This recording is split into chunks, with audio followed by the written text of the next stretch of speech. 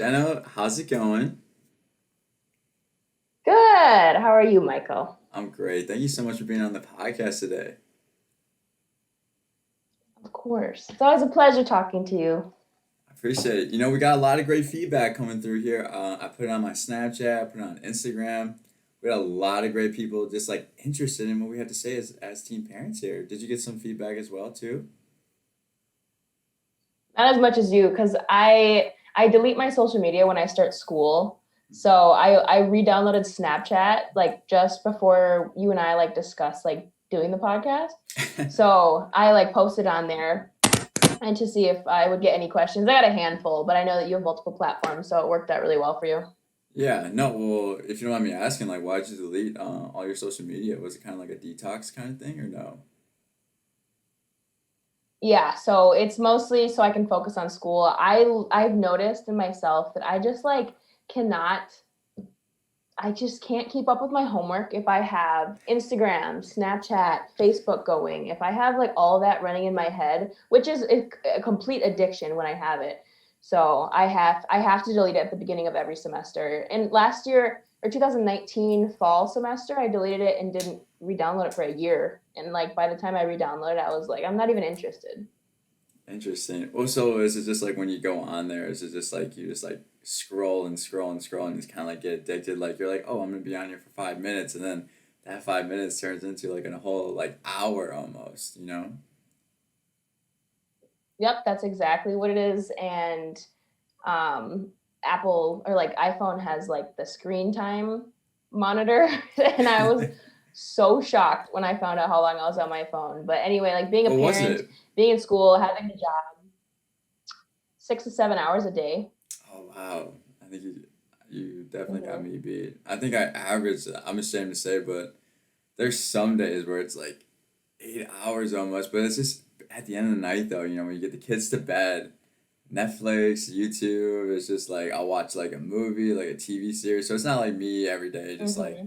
clocking in the hours. It's mainly just like at the end of the night, like, when the kids go to bed, it's probably when I should go to bed, but like really it's when I'm just like, oh, I got some me Yep. time. Let me just watch let me just Yep. catch up on the seasons on the new shows or something.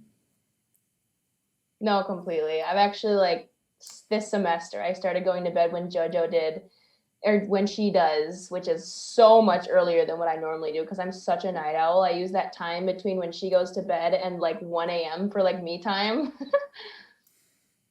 That's so cute. She's getting so big now too. How old is your daughter now? She's 2, she'll be 3 in April, and she has the attitude of a 10-year-old. So, And you got a girl too. Is it kind of like she's been? I know she's been talking a lot more lately. Has it kind of been a little back and forth? 'Cause I remember when my little boy, he's about to be 4 here in March, but I call the hmm. trying threes right now. Everything's a no. But I remember when he was 2, it was like he was a little testy. He kind of like just wanted to like see how far he can get away with. Still, obviously does. Like, is that something you've been Right. experiencing lately as well too, or no? Oh yeah. Oh my goodness. I mean, she basically defies everything, but she's such a good listener overall. I've been with her. She's been with me in all of my jobs since she was born. So I've been able to teach her and talk to her nonstop, which is like, how kids learn words. And so she talks like crazy because I talk to her all day, every day since she was tiny. So like she just talks like crazy. But yeah, that's how they learn. Hey, that is how they learn though. Learning from the best. Obviously, you can carry a conversation like no one else. So I'm so excited to have you on the show. I legit knew if I was going to talk to a parent, it had to be you, just because like you have an interesting story. We both have very interesting stories as well. We're city kids, had kids young, Agreed. and it's just kind of like a little bit different stories, but like kind of like the same root, almost just like having the kids so young. So, Hmm. but no, yeah. I mean, do you want to say about like for you? You were 18 when you had your first Hmm. daughter. I mean, how was that? Like, you just graduated high school and then you just get pregnant. Was that just like you had plans to go to college and that whole thing just switched over? How was that, like, just mentally and just like spiritually almost? Yeah, I mean, on every level. So I graduated in May, super exciting, made it through high school. So I had been dating JoJo's dad for 2 years, and then that summer I was planning. I had everything lined up, registration, my classes. I had everything ready to go to River Falls, University of Wisconsin, River Falls. Mhm. And the month before I was going to leave in August, I got pregnant after I got back from Mexico. So I was gone in Mexico. It was a spontaneous trip. And obviously we missed each other. So I got pregnant basically the day I got back from Mexico. Oh, And nice. so it was wild because like I found out super early. I knew after I missed my period, I was like, man, I can't even think about this right now. I was like, you gotta be kidding me. I'm such an idiot. Well, what was that moment like when you found out? I was at my friend's house and I had like 2 or 3 pregnancy tests. And I was like, in my heart, I was like, I've never been this late on my period. I was like, deep down, I was like, I already know, even though I've never been pregnant before. Started thinking the worst right away, I bet too. It's like, damn it. The first thing that came to my head was like, who's gonna react the worst? Who reacted the worst? It depends on what is worse. So, I cried when I told like everybody, basically out of fear. But telling both of my parents was really hard. But telling my dad was just crushing me. It crushed me because he helped me with every single step of getting into college. Right. Mm-hmm. I mean, that's so hard though too, because at least for me and my experience, when I found out I had Aiden, I was in high school still, so a little bit, Mm-hmm. different situation. I had like, I was going to go to college. I was gonna go to St. Scholastica up in Duluth, and it was like completely different. Like I thought when I told my parents, like my dad was gonna be super calm, like 'cause he's like my best friend. Like that's like that's just like my ride or die right there. Always been by my side. And I thought he was gonna be so calm, but it was like the complete opposite. So like when we found out, we kind of waited to tell people. And my mom comes in my room, and there was just one day I was just like acting so strange. I remember we get back from Perkins because we can't forget going to Perkins. So we get back from Perkins, and my mom comes in my room, and she's like, "So, who's pregnant?" I'm just like, what? I swear she knew. She knew, and I was just like kind of Mother blown away. instinct. Moms know everything. Like it's so true. And so I'm just I like, do. and so I'm just like, my girlfriend at the time, not gonna throw her name, but I was like, yeah, so and so is pregnant, and she was like, she just didn't know what to say, and she was like, so what are you guys gonna do? And I was like, yeah, we're having the baby, and she was so comforting. She like gave me the biggest hug ever, telling me it was gonna be okay, which I thought was super surprising because I thought my mom was gonna be the one that freaked out. But Really? but when I told my dad, he was the last person I told, and I was so scared to tell him, which is so wrong. It is so How wrong. is he the last person and he's your best friend? I know. But it's like almost you're gonna disappoint that person, and it's just like to like see that on their face and to like get emotional here.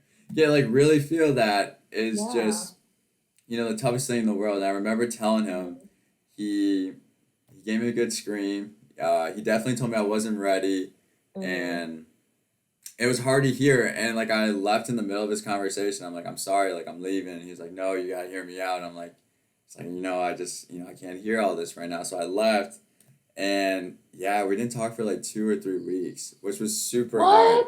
2 or 3 weeks, we didn't say one word to each other. We lived in the same household, and so I was a captain of the hockey team, and we had senior night, and so the parents come out there and they take a picture with you, and this is like when we weren't even talking, and like this is when it killed me the most. Like he still didn't say one word to me, and I was like pretty devastated. But I can just like definitely tell like it was a big shock for him too because we've always talked about like going to school and. Right. No one in my family has a college degree. No one's like, done that for themselves. So, like they dropped out of school or like they went to the trade route or just went straight to work. So like going to college was kind of like a big deal for me. And at least for our side too, just because like we wanted like, that's just something we wanted to do. And the college route isn't for everyone. But no, yeah. But like now though, it's like the complete opposite. Like he is like the biggest supporter ever. I only say that now because like things are so much better. Like he's always there for Aiden. I think Aiden is Mm-hmm. like that's his favorite person in the whole world. I'm pretty sure he likes me better than myself. So likes him better than myself. So like honestly, it's just yeah, telling people and like really getting you don't know how people are gonna react, and that I was like the know. craziest thing about it. Did you have any crazy stories about when you first told someone or no? So it was really scary telling my sister as well because my sister has been like one of my biggest spiritual guides. Like she has just like helped me learn what it means to follow Jesus and to like what it looks like and like what it means to have faith. And she has just been with me every single step of the way, even when I was making the absolute worst decisions. And because I started dating my daughter's dad when I was 15. Mm-hmm. So we So met, very young. So you guys were together for a long time before having JoJo.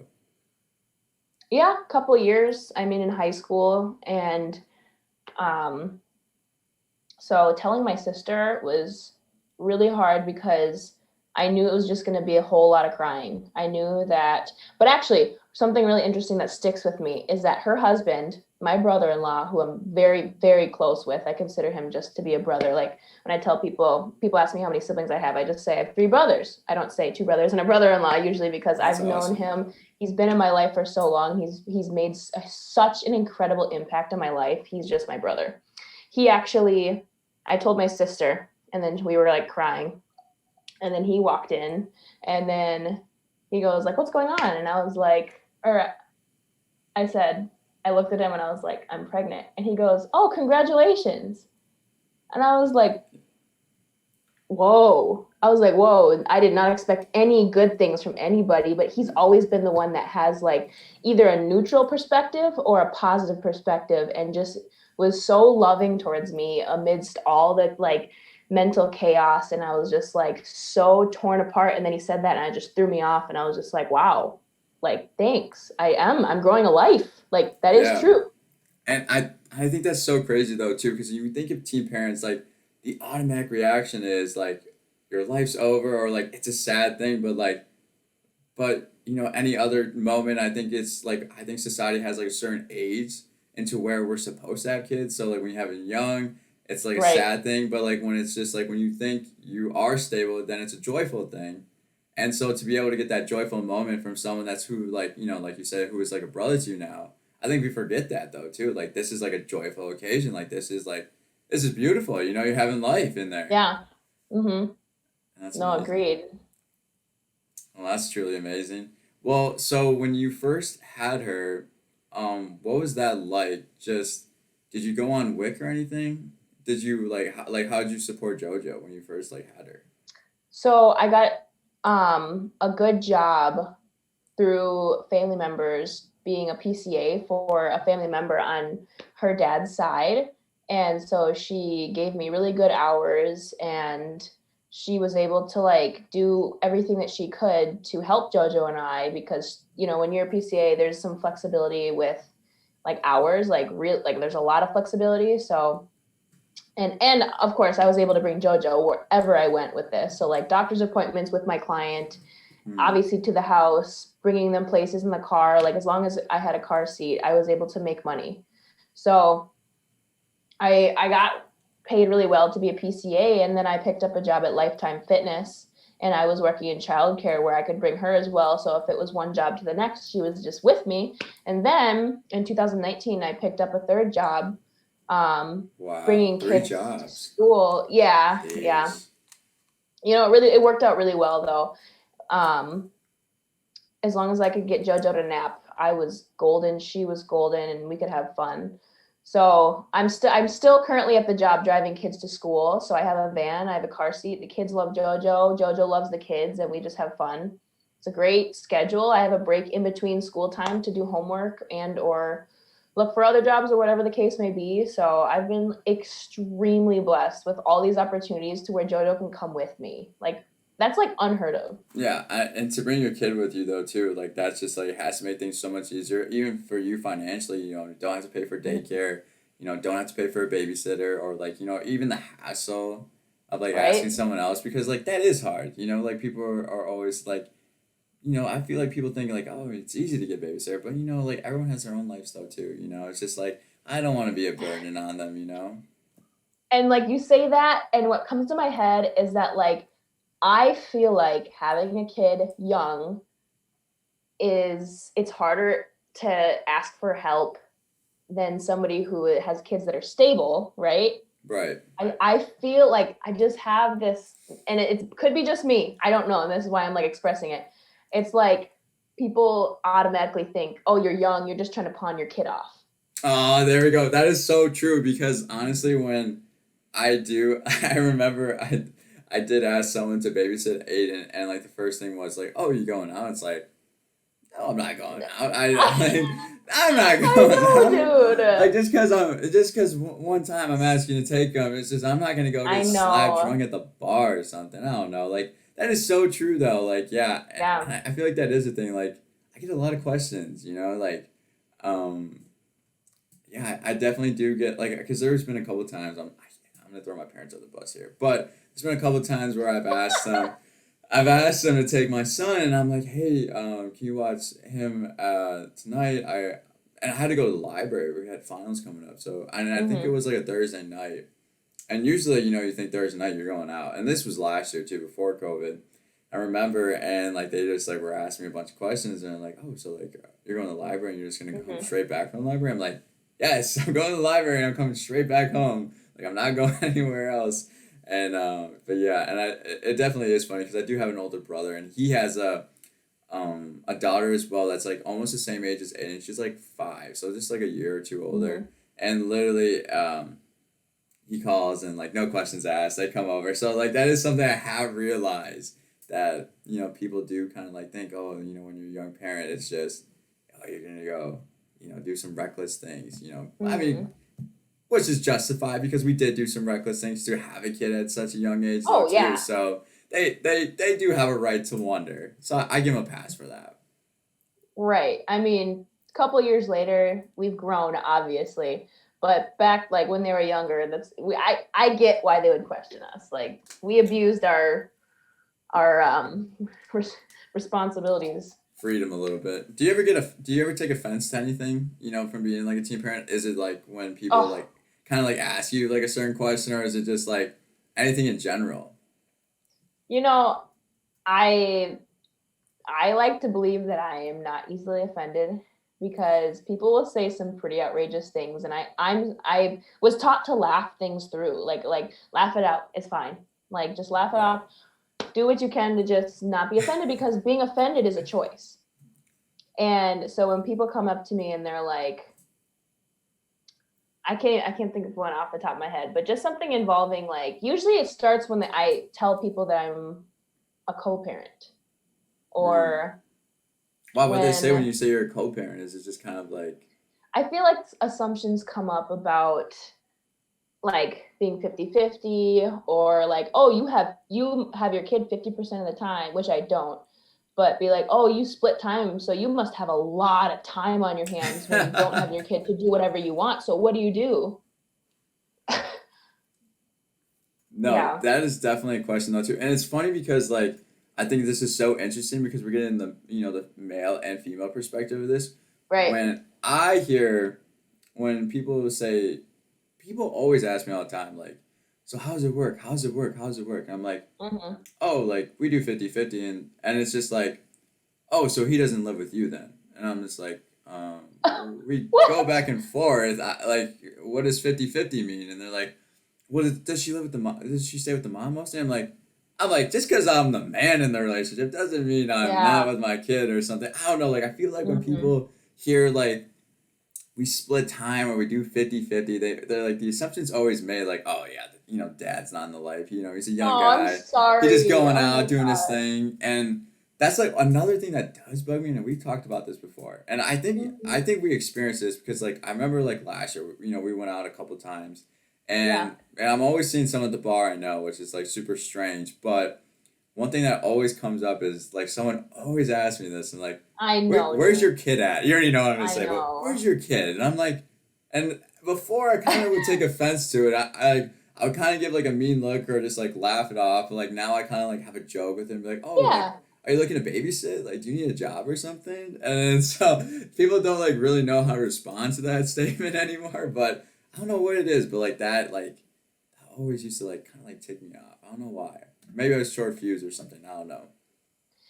Depends on the day, maybe at that point, but like I feel like you just have to like redirect the conversation when it's like that. You're like, just say whatever the answer is with complete confidence. If anybody's trying to be condescending, especially because I've experienced that quite a bit from older Yeah. parents specifically. Well, yeah, no. You just say whatever it is, say matter of fact, just with confidence. It is what it is. This is what I'm about. I'm whether I'm happy about it or not, this is what it is. You know, like I'm not gonna bow down to anybody. I will totally take advice from older parents and older elders and in general, but like I'm not going to be treated as less than anything or No, anybody. yeah. And it's funny because that conversation has gone two different ways. Either because you can definitely tell when someone's tone of their voice and be like, "Oh, where's your kid at?" And like, Yeah. if it's someone I don't know, I'm gonna assume the worst. I'm like, you know what? You don't know me, so I'm just like, can you really ask me that question? But then there's been times where, so clearly I don't have my kid, so I feel like some people like kind of look for the answer where it's like, oh, he's with his mom tonight, and they kind of like give me the look like, oh, like he's with the mom and you're out, and I'm just like, yep. That's how it works. I don't know. Like people just assume the worst. I'm just like, come on, can the dad catch a break or something over here? I don't know. Could I be like just hearing me. your perspective. I'm really curious about like the details of how you deal with things and the type of interactions that you have because you know, there's that stigma of the guy leaving, and when the guy stays, it's like, oh, you know, he must be doing bare minimum. Yeah, or like I don't even know. Like it's just I feel like you can't please people. Like I like at least from my experiences when I was in high school, I heard it so many times when when people first like found out I was gonna have a kid, I just heard it all around like you're either gonna be a deadbeat dad, not gonna be in the kid's life, you're not going to college, your life's over. Now that I am in college, I am working and just talked about this the other day. I'm about to move into my apartment here in the spring. So Yay! yeah, right. It's about time. Congrats. So we're starting to do all these different things, but like the people that have been talking are now like, well, he's got a great support system. So you can't win with those type of people. So I've been kind of like taking your kind of route, like just like taking the high road because like those type of people, they're always gonna be talking. They're never gonna give you your justification. You're never gonna get like please those type of people. So honestly, it's just kind of like 2021 is just kind of like lenses are just straightforward. Focus on the goal. Nothing, no one else, no one around me. So if you're not in the circle, I'm sorry, I don't know what to tell you. No, and that's what I feel like.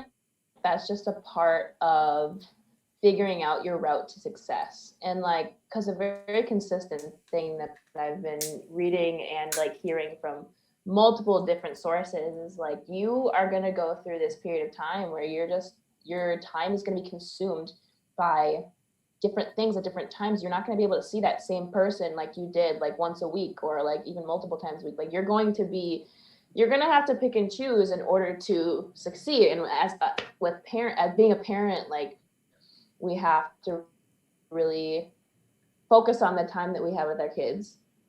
And then when we don't have them, really focus and hone in on whatever we're doing without them, because you can put your undivided attention into things like that. So like that's just kind of like where I'm at for sure, and what it seems like for you, especially being in university. No, yeah. Well, I have a question for you for that because I just had this conversation a couple of weeks ago with some family members as well. So, has there ever been like moments where, because I definitely know when you guys first had the baby, you had her mostly. I'm not gonna say I know your situation, but has there been moments where I hate to throw the guy under the bus because I hate to ask it, but I'm gonna have to ask it. Has there been moments where you felt your co-parent has disrespected your time and like say it's his day, he's running late or like changes plans like, oh, never mind, I can't take her today? Has there been moments like that and you kind of like been short in time. I'm asking for the juicy stuff now. We're I digging in know, deep I here. We're digging know, in deep I here. know. So, and like in reality, like just a disclaimer, this is just our stories. Like we're not trying to like, No, there's no shade. throw There's no shade. anybody. No, No, there's no really, shade. like No. no shade. So this is just our stories. So to give you a little bit of a backstory, we parented together. Like we were together, like planning on like marriage and stuff for the first year of my daughter's life. So I and am living with my mom, and so I was like planning on like what to do with Jojo is my daughter, Jojo's father, and like if when we're gonna get married, if that's a thing, and am I gonna move in with him, and like how that's gonna work. And I was planning on moving out, and then I decided that I can't live with him for the rest of my life, so I broke up with him. It actually took me a couple months to like process it in my head because I was so distraught for my daughter. I was so upset. Well, And what made I you was realize that, if you don't mind me asking?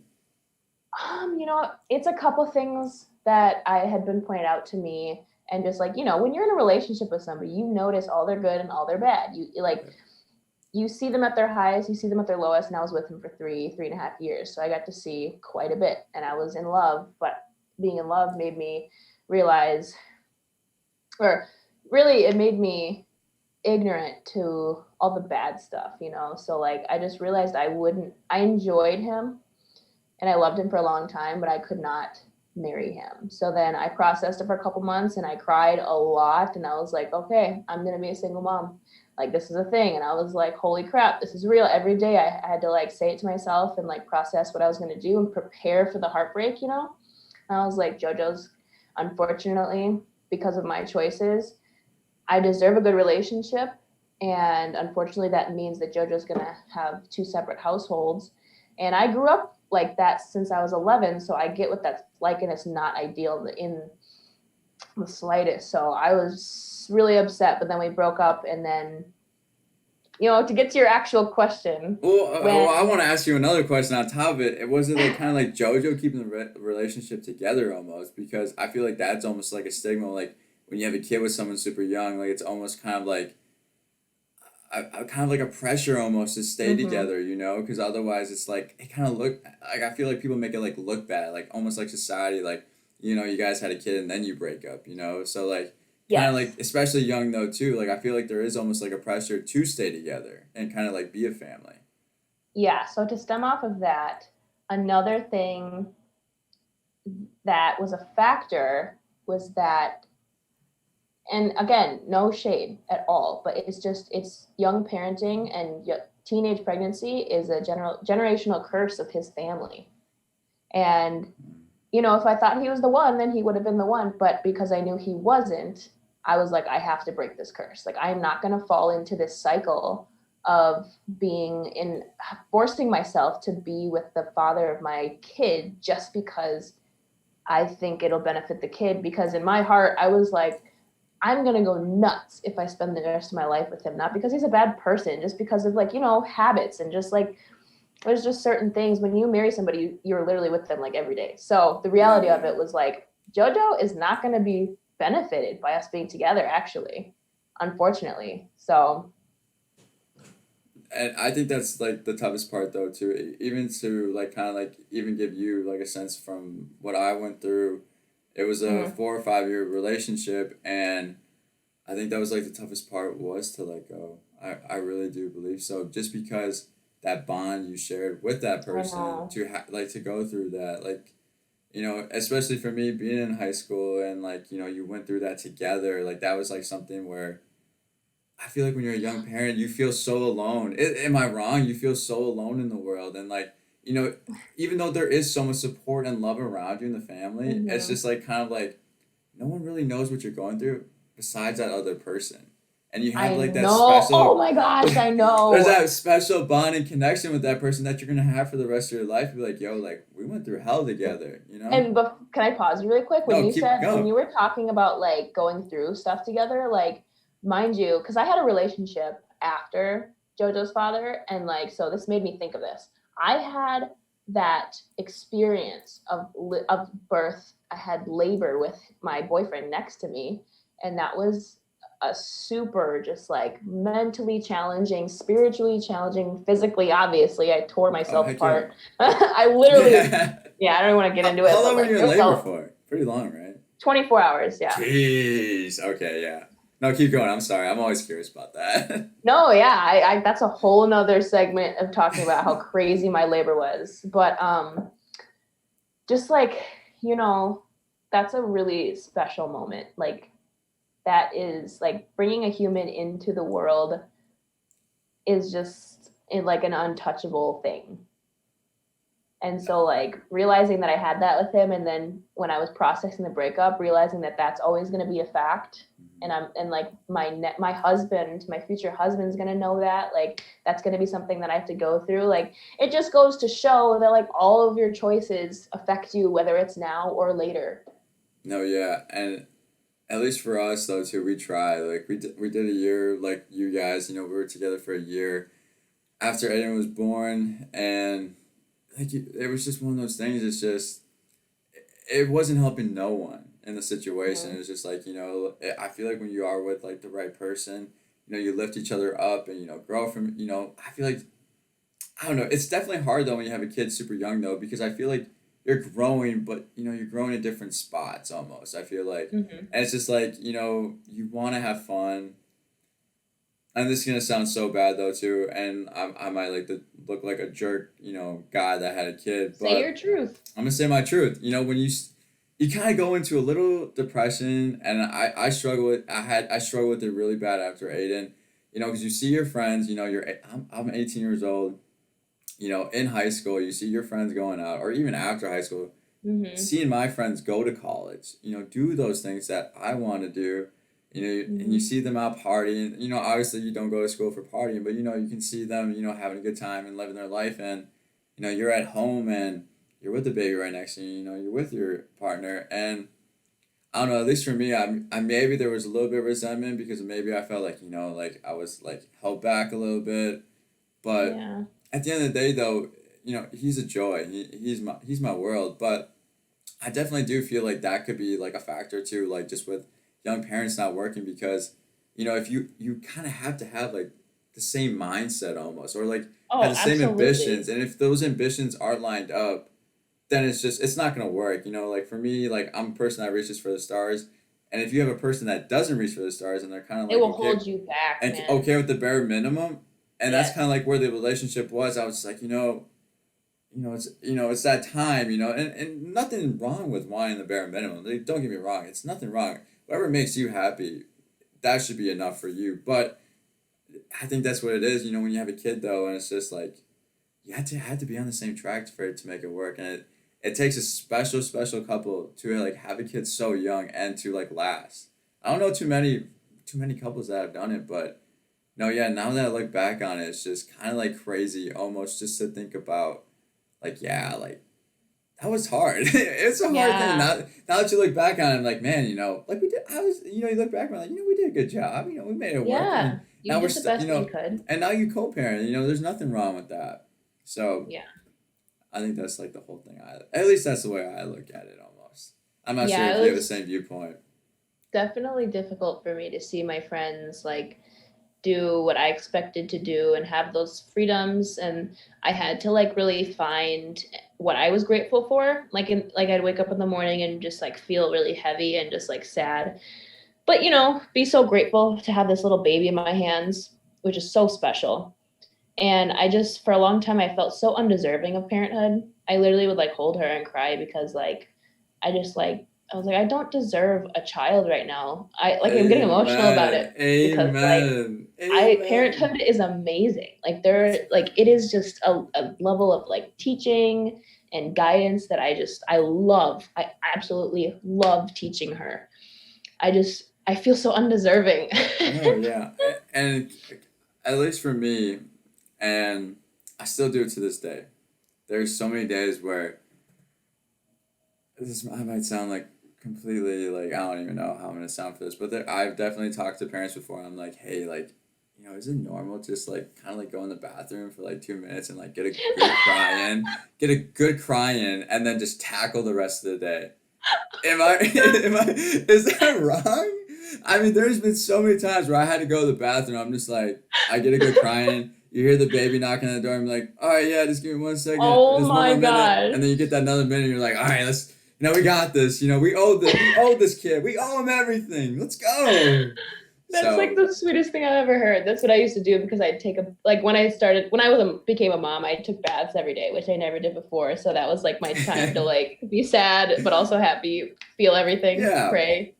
Well, I think this is something though too. I feel like parents will relate to so much. At least when you're young. I think like kind of going back to like you would hold her and feel undeserving, but like at least for me, I would feel undeserving as well. But I would also think, man, like he didn't ask to be here, and like he's coming into a situation where I couldn't support him, and I felt bad because when you think you do have a kid, you want to give him more than what you have, and like Right. when you can't do that, I just felt bad for him. I was just like, man, like I'm laying him down like right off the bat, and and it's like I like even though like I like to believe that's not true because like my best should always be enough, but I definitely do believe like that is something, and I've talked to other parents too as well. That's something that's in the back of their mind where it's just that it like that is there like am I failing my kid? Am I like am I giving them enough or like almost like feeling like enough for them almost like it's like your own like little relationship where you're just like you have to earn that because they didn't ask to be here they we brought them here first like out of our own like ignorance almost I would say just because of how reckless we were and so I feel like we do deserve to give them that life but yeah I mean right and like that's just how I always viewed it though too because like I would get a good crying too when I was holding him I was like man I'm gonna oh my god I promise you I'm gonna do right I'm gonna do you right I was holding I know him. I'm gonna do right for you. I promise. when they're so dependent and they literally can't walk and you do everything for them and you're just like oh you're so fragile. Oh my gosh, I know. I was always so scared to like touch the top of the head though too because the squishy part of the head where the brain is. Oh my gosh, I had this family member will know who he is and he's not my family member. He's on the other side. He would just give a good little scrape on the top of the forehead super hard and I'm just like I would have like a heart attack. I'm like what are you doing? But yeah it's like yeah I was always scared to touch the top of the head at least for that part. I mean the brain is literally like right under there. I know that's between the little crevices that are the skull hasn't come together. Oh, can we talk about like how when they're first born, I'm not gonna lie. I thought my kid was the cutest kid in the world. And I mean, he kind of was. Not gonna lie. He was cute. He's a cute kid. I might have to pull up a picture here. Like, we'll have to edit this and I'll pull up a picture of Aiden so you guys can see. But, I was looking back at the pictures, from 3 or 4 years ago, and I was looking at him and I'm like, was he a cute kid or was it just kind of like in my head? Because he kind of looks like an alien in that picture. There were some pictures I was looking at and I'm like, honestly, dude, I'm not sure if it was me thinking he was a cute kid, like my blindness, or like I don't know what it is. But no, it's the love. It's the but have you gone back? It's the love sunglasses. Have you gone back and like looked at the pictures of them and kind of been like, damn, like was I that parent? Kind of like blind to like that kind of like. You're like, oh my kid's so cute. They look like a potato. I know. Yeah, I mean, she was fresh. She was pink. She was squishy. Did she have hair? No. Did JoJo have hair? No, she didn't get hair until like last year, dude. Oh really? Oh. I don't know what that was about, but now she has a full head of curls. So. Oh, that's adorable. She got your good head of hair. That's awesome. I mean, her dad's half black, so she better have curls.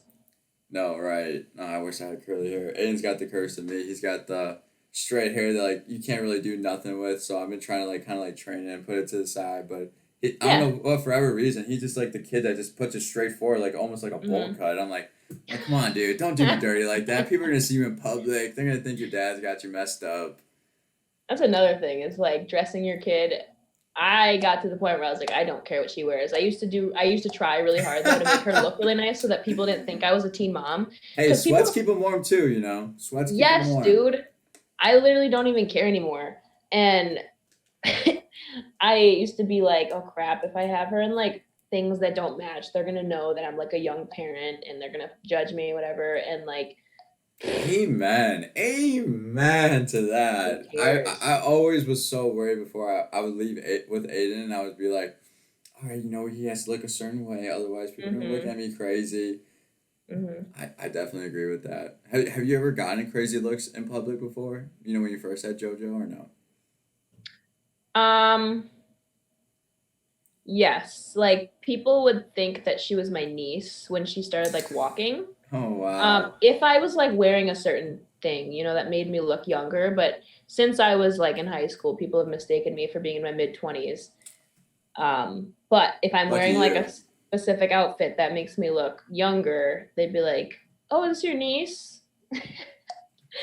Like, nope, I birthed her myself. What's their reaction when you say that? Like, whoa, you're so young, blah blah blah. I'm like, yep, thanks for noticing. I had this. It's a really good conversation starter. Honestly, I kind of like to see people's reaction. Like when you Me first meet too. me and you don't know me, and I tell you I have a 4-year-old kid. Like, well, he's gonna be 4. I'm gonna have a Mm-hmm. 4-year-old kid, and like I'm only 22. I just love to see people's reaction. It's like pretty. Agreed. Like I remember last year, so we have this thing called Tojo for St. Thomas. I don't know if you know what it is, but it's like the biggest game of the year. St. Thomas Mm-mm. plays St. John's, and like everyone just like gets together, everyone just parties, and you're always meeting new people. And I remember I was at my buddy's house, so I was on the track team, and we went to back to the track house, and I was just meeting a bunch of the teammates and stuff.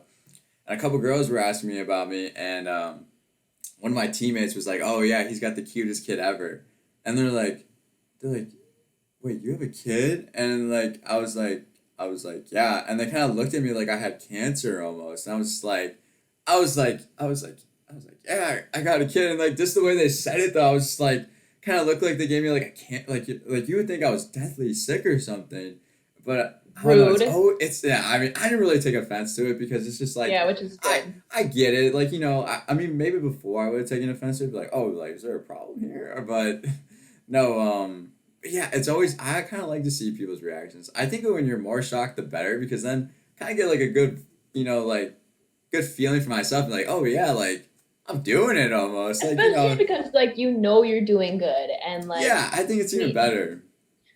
it doesn't matter what anybody has to say because they're not seeing what's happening. No, yeah. I think I talked about this on the first podcast, and I'm gonna tell you this story. Like I like long story short, I had to meet with my academic counselor, and I just like told him a little about myself and everything I'm doing Mm. and like how I have a kid in school, work, and all that other stuff. And he legit kind of just asked me, he was like, "So do you self medicate every day?" And I'm like, and at first I didn't really know what to say. I'm like, what do you mean? And he's like, well, do That's you such a smoke or weird drink? question. And he's like my academic counselor, and like I was so bad wanted to say yes, but I was just like, I have a glass of wine every now and then, Oh my gosh. What just are to you, keep a, it. a mother, a soccer mom? I know, right? You can completely tell it's BS, but I mean, I don't know. Like, was that something you did? I mean, have you ever had like kind of went to a substance to like kind of like help you cope with everything? No, I Because didn't. I never liked smoking weed. really, Yeah, I'm also sensitive to alcohol. Like it's a genetic allergy. So I have like oh, one don't you drink. like kind of like turn red and get rashes after? Yeah, you've seen it. Yeah. It's I just get really, really freaking hot and it's super uncomfortable. And if I'm not outside, I feel like I'm gonna die from the inside out. I feel like I'm like imploding. But I decided to stop telling people I have an allergy because they see me take a sip and they're like, "Do you have an allergy?" Like, stop, you're gonna like explode. Like I just have a sensitivity. Like my body just doesn't break down the enzymes, so like it's not as enjoyable. I get an immediate headache. My body goes to like 100 degrees. So I get too anxious when I smoke weed in high school, and I didn't smoke when I was pregnant, so I just haven't. Well, actually, no, I did after I had her actually once, but Really I just didn't like it. I don't like smoking weed. It's not fun interesting. to me. But I mean, at least for me, I've heard. I guess it's okay to drink wine in the third stage of your pregnancy. Like it's Yeah, okay. but there's a risk with everything. It's alcohol. Oh really? I don't even know about that. But that's something I read about. I I mean, remember. have you heard of No, fetal alcohol syndrome? no. What's that? I mean, it's a birth defect from it, like in utero of your child from like if your mother was drinking alcohol. I'm not going to say whether it's a certain amount or not, but it's literally called fetal alcohol syndrome. So there's a lot of Jeez. different things that can happen to you into like your childhood and adulthood based off of what happens in utero. But to me, they can say, oh, like, it's okay. Like, you can have one. But I was like, yeah, I'm not going to risk it. That's a whole No, human. yeah. I think that's everyone's decision though too. Like, you know, Yeah. I feel like some people are okay with it. I have known I known a mother who I had a conversation with a long time ago. She was telling me about how she smoked weed a couple times while she was pregnant in the third stage. And she said it was just something she like had to do and like, you know, comfort her. Like she said she didn't Yeah. she said like she didn't take like a whole blunt. She just like took like one hit and she was just like super out of it and she just felt super good. And yeah, it's definitely interesting to see like parents like how they cope with things because everyone handles it like super differently. And Yeah, I know parents who like legit have to like smoke every night. Like they like just need to do it. And if they don't do it, their whole day's off. Which is like super yeah, interesting. I knew a mom that smoked cigarettes throughout her whole pregnancy. Oh, really? She just couldn't quit. She Was like there any quit for birth like defects or no? no. I mean, Wow. not that we know. Oh, yet. wow. Not yet. That's the big thing. We don't know yet. I feel like that's always gonna catch up though. Like I mean, even though like I don't know. I mean, hopefully not. I pray it does not. You know, I shouldn't say that. Right. But like, I feel like that's cigarettes aren't good for you, so you would think it can't be good for the kid either. So. Yes, yeah, a baby that's like developing cell by cell like super rapidly. That's what like is freaky. Is I was so careful about what I was eating and like the supplements I was taking, and even like I didn't even want to be like around people who were smoking. Well, one, because like the smell made me want to yak. I could not handle that. But Yeah, I just because remember I in was high so school. Yeah, you never want to hang out with us in the car when we used to do that in high school. Oh yeah, big news, guys. I smoke weed every now and then. I don't know what to tell you. I like to smoke weed. I don't know what to tell you. I'm not running track this year, so I can say I smoke weed. So it's pretty cool. You're not? I'm not running track. I decided not to. I did. It's just like one thing I don't want to add on my plate for some reason. I mean, you know what's best for your. I do know what's best for me. Success. Yeah, and it's like if it wasn't COVID, I probably would run. But with COVID, you have to get tested. 3 days a week, 5 in the morning every day, dude, and then you gotta go to practice at 3, and it's just like I have a really it's good kind of friend. becoming too much. Like it's where it's kind of like controlling your whole life. And some kids that I know who do it and who are very good at it, it is their whole life, and they love it. Kudos to them. But like at least for me, it's just something I'm just like. I love this. I can go to the gym and stay fit. So True. yeah. So we should totally do tonight. But yeah, we're gonna go to the gym tonight, guys. Don't worry, we're gonna go pawn our kids off. Yeah, seriously, there we go. Pawn our kids off to go live, not the bar. Get on the level. Yeah, but I have a really good friend who goes to Augsburg, and she's a basketball player there, and she's literally taking COVID tests like out the butt, like just crazy, dude. So I totally get why you would make that decision. No, and it's just like you gotta do the COVID test, and then I don't know. It's like a whole other things because there's some kids on the team that like kind of like love to snitch, and I know one of my buddies, he had like a family gathering, but it didn't look like a family gathering. It was just like all the cousins, I guess, and he posted that. Ooh, and they drama.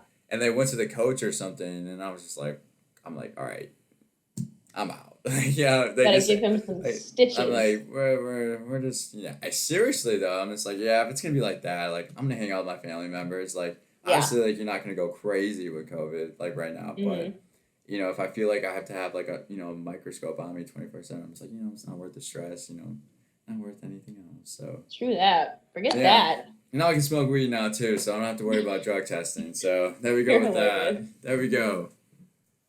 Say less. Yeah, it's kind of interesting. You don't like weed. I never really did.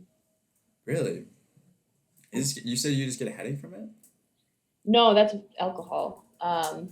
Weed. Well, for the alcohol though, it's only after the first drink. Then doesn't it go away or no, or just stay with you the whole time? No, it's with me, and the only experience that I've had was when I got like blackout drunk. When I was a teenager, and that was like the first time I had ever like drank. Was that on the party bus we were on when we were juniors or no? No, I've never been on a party bus. That was some other white chick with brown hair. I don't know. I was CC, so I figured you were there. No. But it was the first time I ever drank um anything besides wine, and I didn't know my tolerance. I also um I knew that I was sensitive to alcohol. I had no idea how much, so I was kind of testing it. I had like 8 shots of Fireball in an hour, Fireball and too. Yeesh. That can't even yeah, taste good. no, it was not great, and I was puking everywhere, and I was so incredibly hot, and it was just not fun. So that's how I learned how my body reacts to that. No, I've definitely had my share of experiences with alcohol, Hmm. and I don't know what it is, but I don't like alcohol either. It's like, I mean, it's cool to like. I think it's have to be like a special occasion, at least for me. Like, I'm not like a type of person like, oh, like let's go out and let's go drink. Like, I don't know. I feel like it has to be an occasion because Agreed.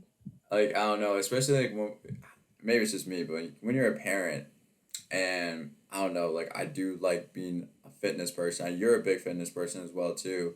When you're when I don't know, I can't go to the gym always every day. I try to go to the gym every day, but when you have like a Hmm. busy schedule and the kids Dude, can't always go, and it's just like, yeah. why am I gonna go drink? And if I don't know, like I kind of like don't know because like I gain weight for some reason when I do drink alcohol. I don't know why, but like I gain it in my Really? yeah, I gain it in my face, and I don't Well, I like mean, that. it's a lot. There's a lot of calories. No, yeah, exactly. So like I'm just like, yeah, I can do without it. And like I kind of like having a low Yeah. tolerance anyway. So like when I do drink, like it only takes me like a few shots and I'm like, "Oh, cool, we're feeling good here." Yeah. And But like I didn't grow up with alcohol around the house anyway, so like I was never inclined to do it until I got like had bad influences for friends, like literally. And I've always been a follower until I was a parent. So, yeah, at least from my side though too, like I don't know your family history, but we have had like people who have struggled like with addictions with alcohol before and it like kind of like runs in the family. So at least for me that's kind of like I didn't really start drinking alcohol until like my senior year of high school almost, I feel like. mhm. Like that was something I always try to stay away from. I don't know why. But I was just like I always kinda like had a feeling like yeah, if I ever did like get into like I don't know, like a routine of it, that could be something too. Yeah. I don't know. I'm not sure if you have like any similar experiences with that as well. Uh, it was never really a fight for me. I just knew it was not fun, and it You're like, was not. yeah, not worth it. I don't want to wake up with a I just hangover. like I found like I would literally get high off of like running or Oh, nice. like hockey or volleyball, like literally just playing for Oh, hours and hours and hours and just like, being completely physically exhausted, but having so much fun and just like it's like benefiting you. That's what I would get high off of and still do. I'm not even um, kidding. I'm one of those lame people that are like, I'm high off life. you kind of are though. Like you don't really need anything for like we've hung out so many times. We've gone out so many times. Like you're the type Yeah. of person you don't really need anything. Like you're just like that. You're We the have so much you're gonna fun. be the life of the party no matter what. So it doesn't really matter for you. You're so sweet. Speaking of hockey, we're filming a website tomorrow with the drone. I'm pumped for I'm that. Yeah. pumped. I know I'm so pumped. At Lake Isles, I think that's how you say the name of Lake it. of the Isles. Yeah. Lake of the Isles. So that's Our what girl we're gonna lake. be doing tomorrow. So Mm-hmm. making big moves. We're both. You're starting a YouTube channel. I got my podcast, and Mm-hmm. then we're in a hockey website. So How cute would it be if we put little skates on the kids and brought them with? That would be oh, so I cute. know, I Little know. baby sticks. Do you have JoJo tomorrow? Mm-hmm. Oh, perfect. We're going to have to talk about that after for sure. Mm-hmm. All right. Well, we've been talking for an hour here, which kind of doesn't even feel like an hour. Already? Yeah, it has been an hour. I have been watching the time. Wow. So for this next segment, I figured we kind of like so for this next part, I put on my social media, Instagram, Snapchat. I had you guys send in some questions. Question time. It is Q&A time, Q&A. and what you want to know about us. And now we're gonna know. We got some really good questions, and we had so many questions. We couldn't even use all the questions because that's how many questions we had. So here comes the questions. I'm saying questions so many times now. I don't even know. Let's But get into it. let's get into it. All right, Jenna. This is what the people want to know about you. All right. And you. Right. Yeah, me too. Mostly you, though. I want to know about you. You know me. All Yeah. right. What was the hardest part about being a teen parent, and what has it ultimately taught you that you wouldn't have learned without it?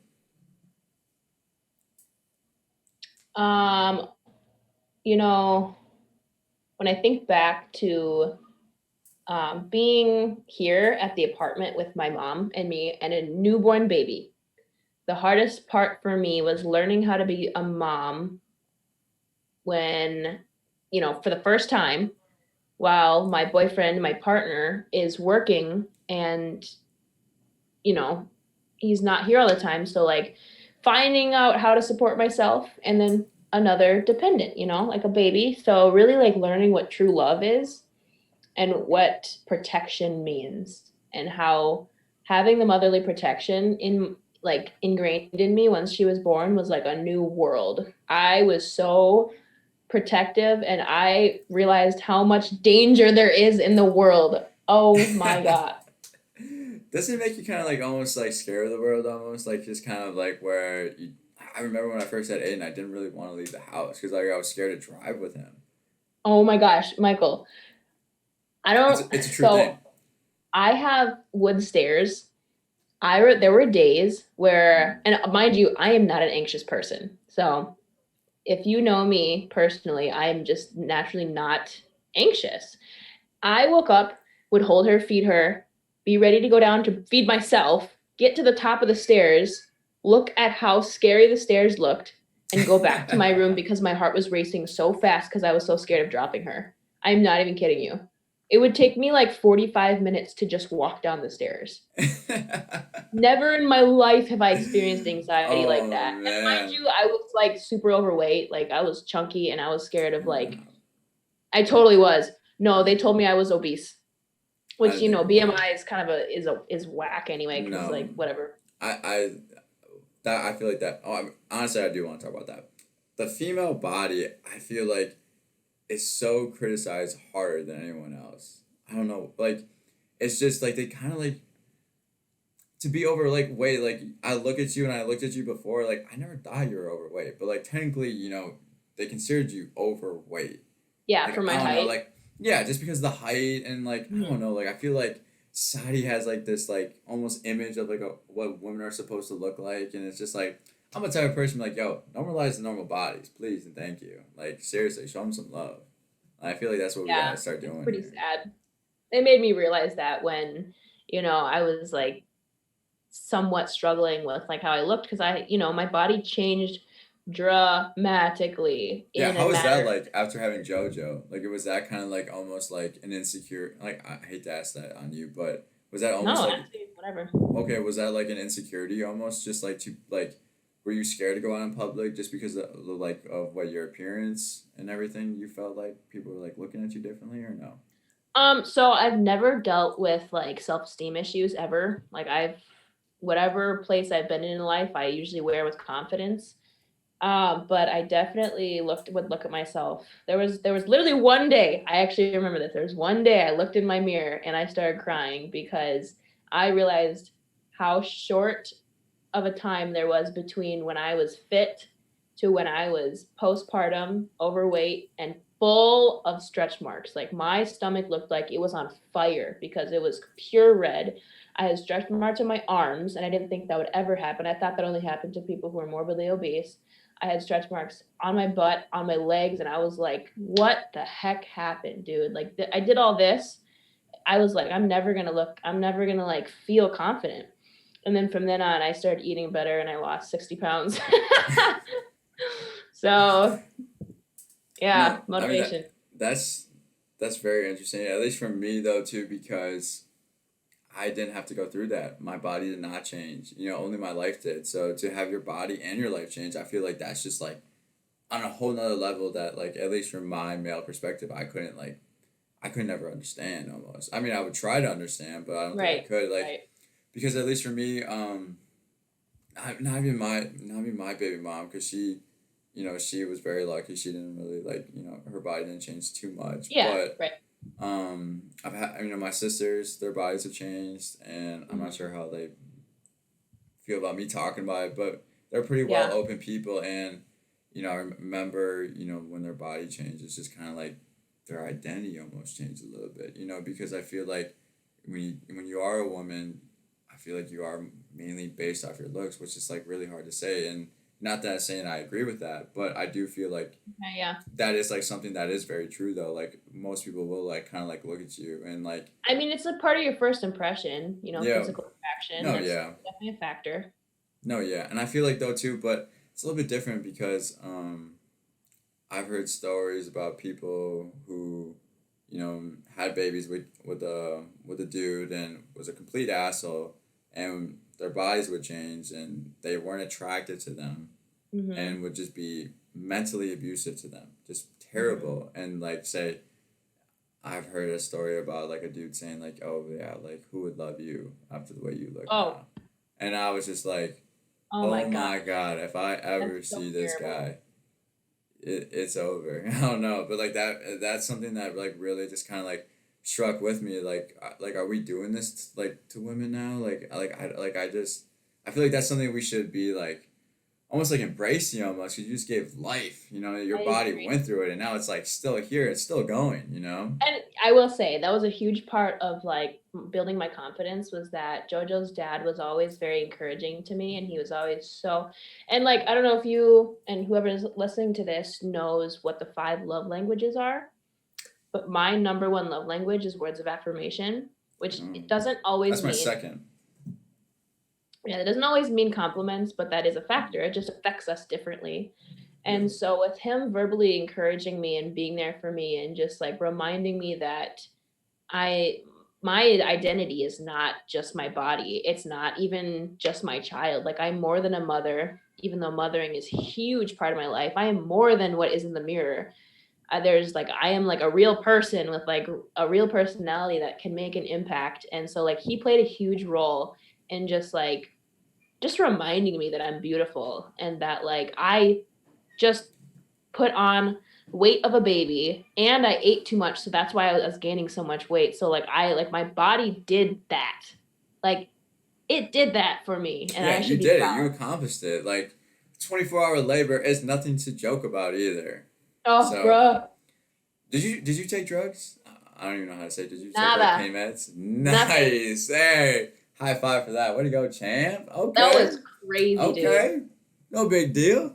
That was the goal. And like for the ladies out there, the pregnant ladies or well actually anybody. This is for anybody. What really got me through it was not knowing. Well, yes. It's all So about the mind. I Mind's had to powerful. strengthen myself mentally for, months. But not knowing how dilated I was a lifesaver because Oh wow. sometimes, so every body is different, right?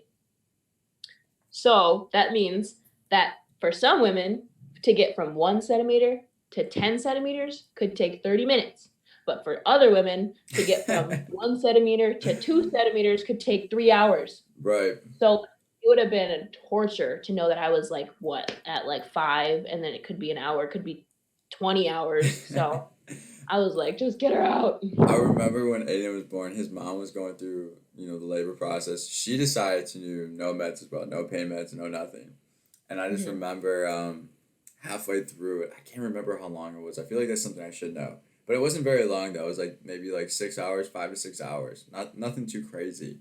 And nothing like yours at least. And I remember like halfway through it, she was like, give me the meds, give me everything you got. And then like everyone in the room was like, no, like you said you don't want it. You're like, come on, you're almost there. It's like, no, I need it. I was just, I kind of felt bad because like it kind of was a funny moment, and we're kind of like Yeah, chuckling. We're kind of like, and like that's I kind of know. and like, when you like I don't know, like she saw me laughing and she was like, go sit down, like get out of here, just go sit down in the chair. So I was sitting in the chair for the rest of the time. I was like, yeah, okay. So, but then when the baby was coming, she kind of like came over. She's like, "Oh my God, hold my hand." And I'm like, "It's like okay, I got you." Yeah. So I experienced the mood swings of the pregnancy right there. So that Yeah, was super every interesting as well. labor and delivery story is so different and so interesting to me. I literally could spend hours listening to different stories like that because like I literally wrote down a plan of what I wanted and what I didn't want. That was my Oh, goals. what were And the I told my plans? midwife, well, my goal was to have no drugs, no epidural, Okay. and I wanted to like, I actually wanted to have her in the tub because I At your just house or no? no, at the hospital they had like a sealed tub that would like open, and it was a birthing tub. But Oh I wow, was like, I okay. want that as an option because I heard that can like help with pain or whatever. So, but that didn't happen. And I told my midwife and my sister and then JoJo's dad and then my mom. I was like, do not even say the word epidural. Don't even say it. I was Mm-hmm. like, if you say it, I'm gonna punch you in the face. Don't remind me. I feel that. No, I definitely do. It was, oh man, that was such a unique experience for me because like I was just sitting there and like I Yes, felt please so tell me about it. helpless. I felt so helpless though. Like that was the thing about it. Like I felt so helpless. I didn't know what to do. Like, cause like you know you're going through so much and like you're in so much pain. So I don't want to irritate her. I don't like you don't want to irritate the mom. So Mm-hmm. I was like kind of like keeping my space a little bit, just like letting her do her thing. But I was there.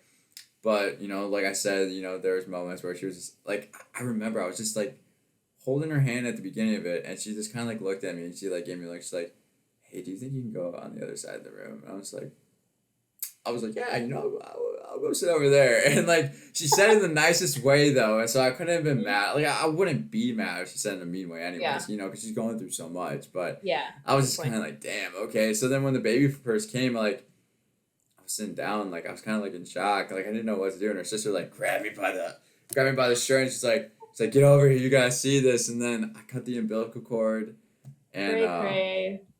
man, that was just a special, special moment. Like I remember that like it was yesterday. Like I really do. It was just like For real? so crazy, and like I remember just like cutting it, and like how weird it felt though. I don't know why I always think about how Wasn't it weird it.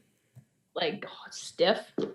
I don't. I it's like cutting an eraser. I felt like almost.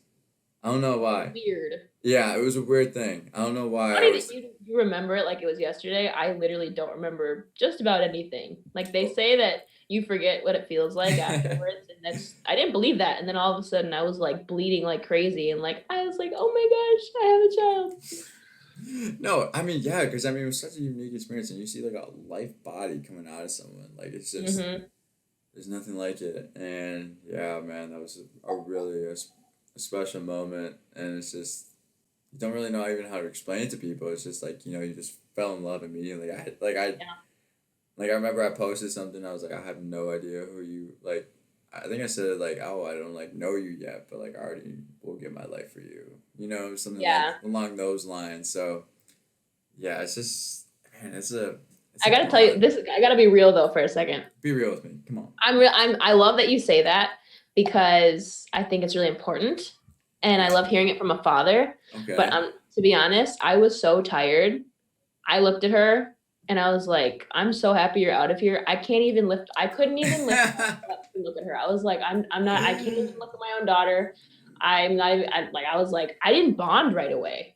Really? I yeah, I was so You're just like, exhausted. can someone else hold her, please? I was like, I know I love her, but like, I was like Lauren, my sister. I was like, you guys just make sure she's like happy and living and breathing and healthy and You were in labor for 24 hours, though. I think you get a pass on that. Like, damn. bruh, Like, I I was could not so imagine. tired. Can't even imagine. I think you get all the pass in the world on that one. So, Thank you. I appreciate that a yeah. ton. I was so tired because people like always ask me like, "Oh, was it amazing? You first saw her and like you literally like fell in love." I was like, to be honest, no, I didn't. No, you're like, nope, I was tired. It was 24 hours, mind you. So, no, I was, said someone else, hold on to for a little bit while I catch up on my Z's.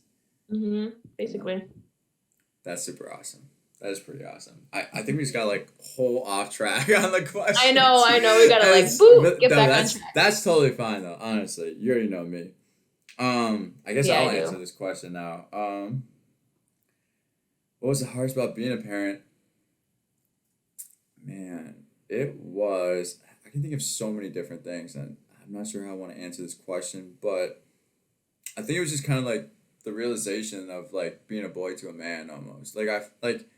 Yeah. I was just so immature before. I was just like this reckless kid, and I knew I had to shape up. I had to like step up as a father, and Mhm. you're not doing things for yourself anymore, you're doing it for another person. And I feel like that's like it goes hand in hand of like of helping me, because like I'm not sure if I would be in the position where I am without him. Like I really don't. Like I don't see a life without him Isn't that anymore. crazy to Yeah, think about? it's Like, a where little would we weird. be if we didn't get whipped into shape? Yeah, and I kind of like think about that too, like almost like if I did go to college and I went the college route, would I be Yeah. the man I am today? Like this guy that's, completely different. And it's super interesting to see people from high school that I haven't seen before. I feel like they kind of like, and this is something we talked about though too, just like, and we're going off track here again, but it's just like when you do see people from before, they have this idea of you. And like before, I would say I was just like immature. Well, I don't think I was a good person, at least before. And they have that, that thought of you before. But now it's just, I'm growing every single day. Who I was a year ago isn't the same guy I am today. The dude I was a month ago isn't the I same didn't guy I see am you for today. like a year, and you were a completely different person.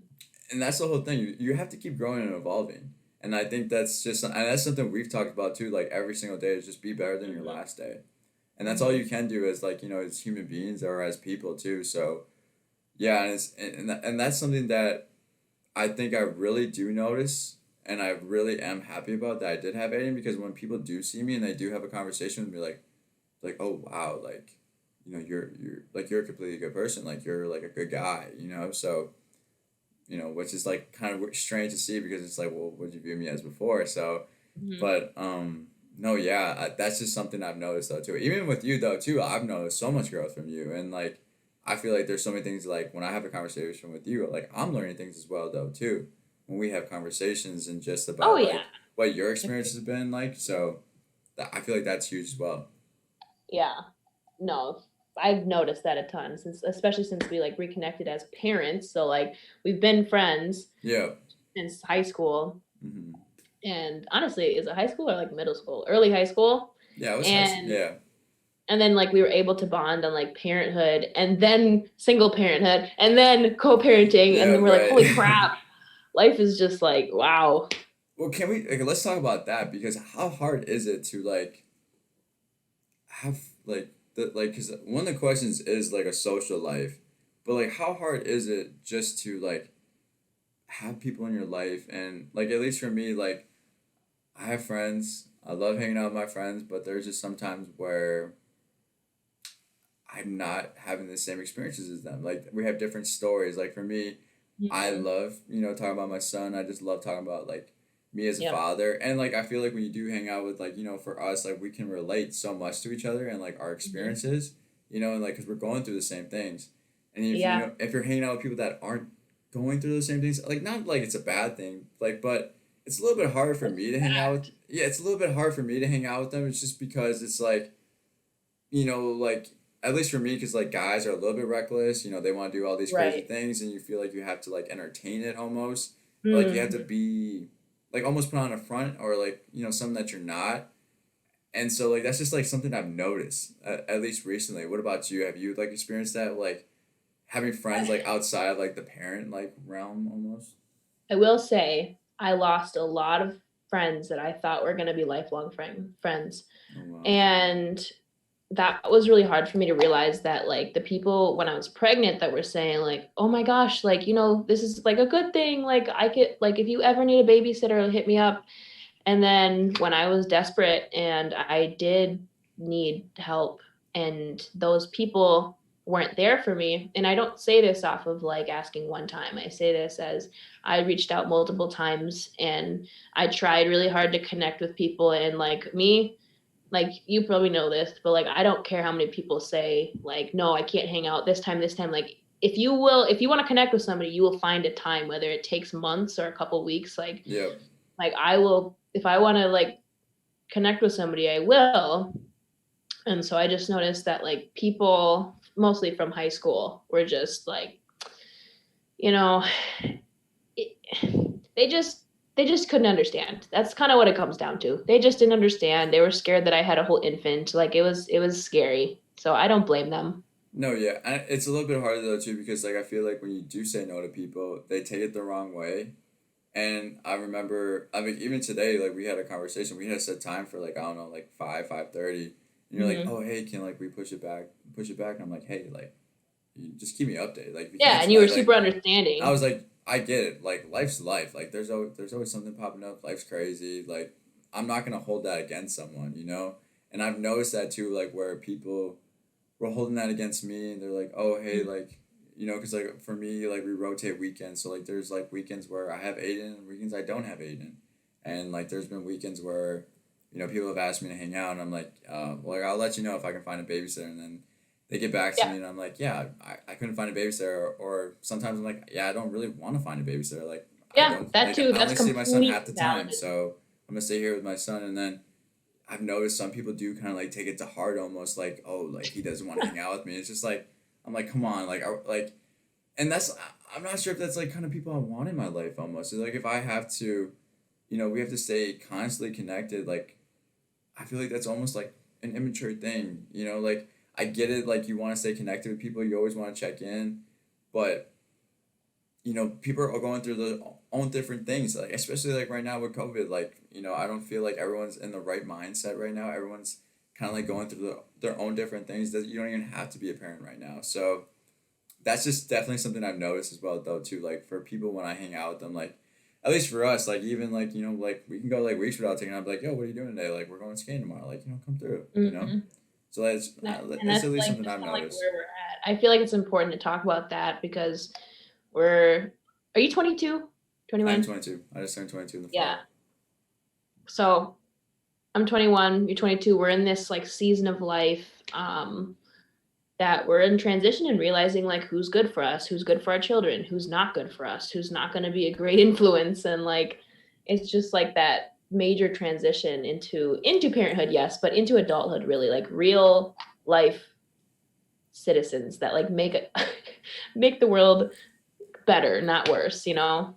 Well, I'm sure you can relate to this as well too. Like something that's helped me so much with my growth has been surround yourself with great people. I can't even stress that enough. Like when you change your circle, like you're literally like it's Absolutely. so great for your life, honestly.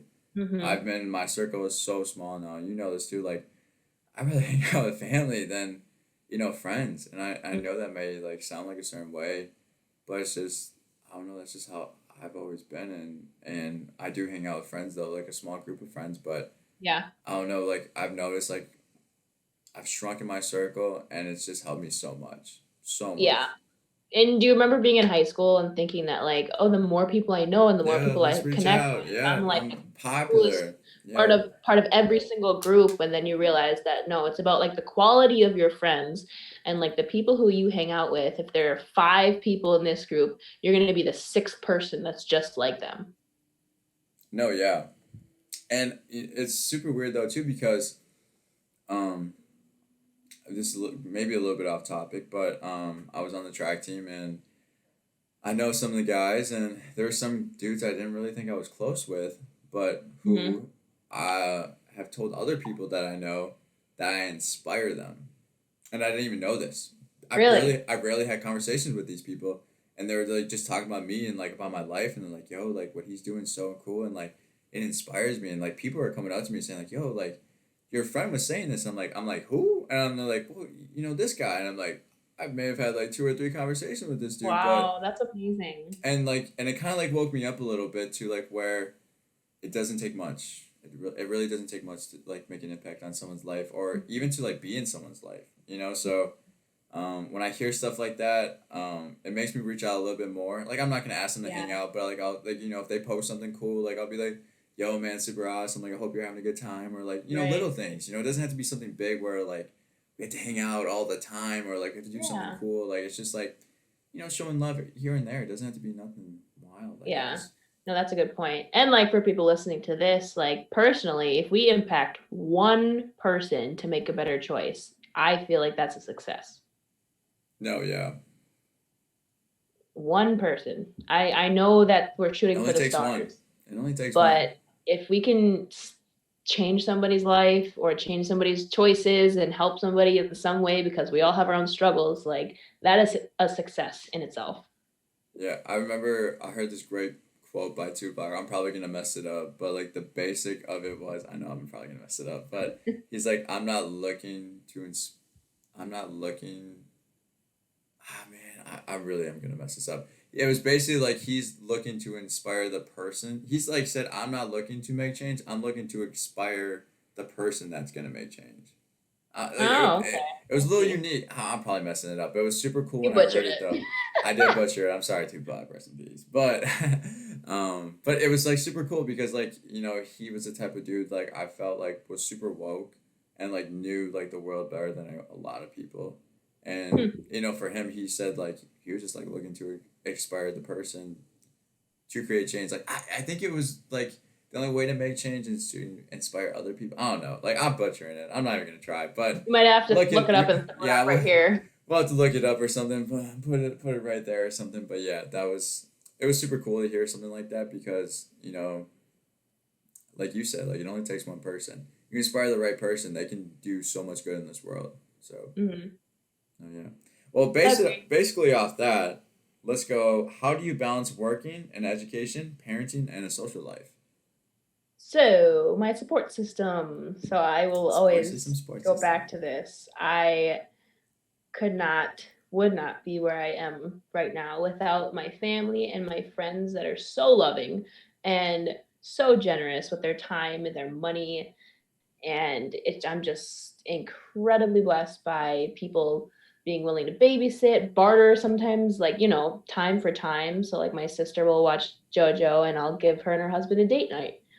Like you work things out, and I'm so thankful that I've saved so much money. Like I didn't have to put JoJo in childcare, and having a job that I can take JoJo, um, working my schedule around, more so around her, but definitely having those people that are like there for me to help me grow. If I'm like having a really, really rough day, I know that if there's a group of people I know will answer their phone and be ready to just like uplift me and just like remind me of what I should be doing and what I'm doing and what I'm doing it for. And I just like, what would I be without them? I don't know, to be honest.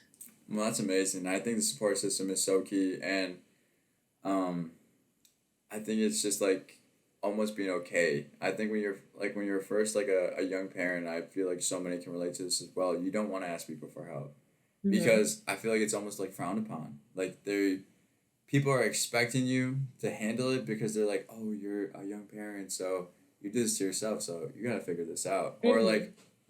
Or like even when you do ask for help, I've always heard like some people say like, oh, see, like you can't do this by yourself. Like you shouldn't have a kid. Like it's always a It's negative. It's always literally, turning. there's always two sides to every story. There's always a negative with it, but I think the support system is so key, and like honestly, I don't think I'd be doing what I'm doing without the family Hmm. I have, and you've met my family, the most loving I people and love your supportive family people, so much. most loving supportive people ever been with me, and yeah, honestly, just balancing it is a unique thing within itself because I always like to say there's so much time in the day. There's so much things like Hmm. I've said this before. Make a list.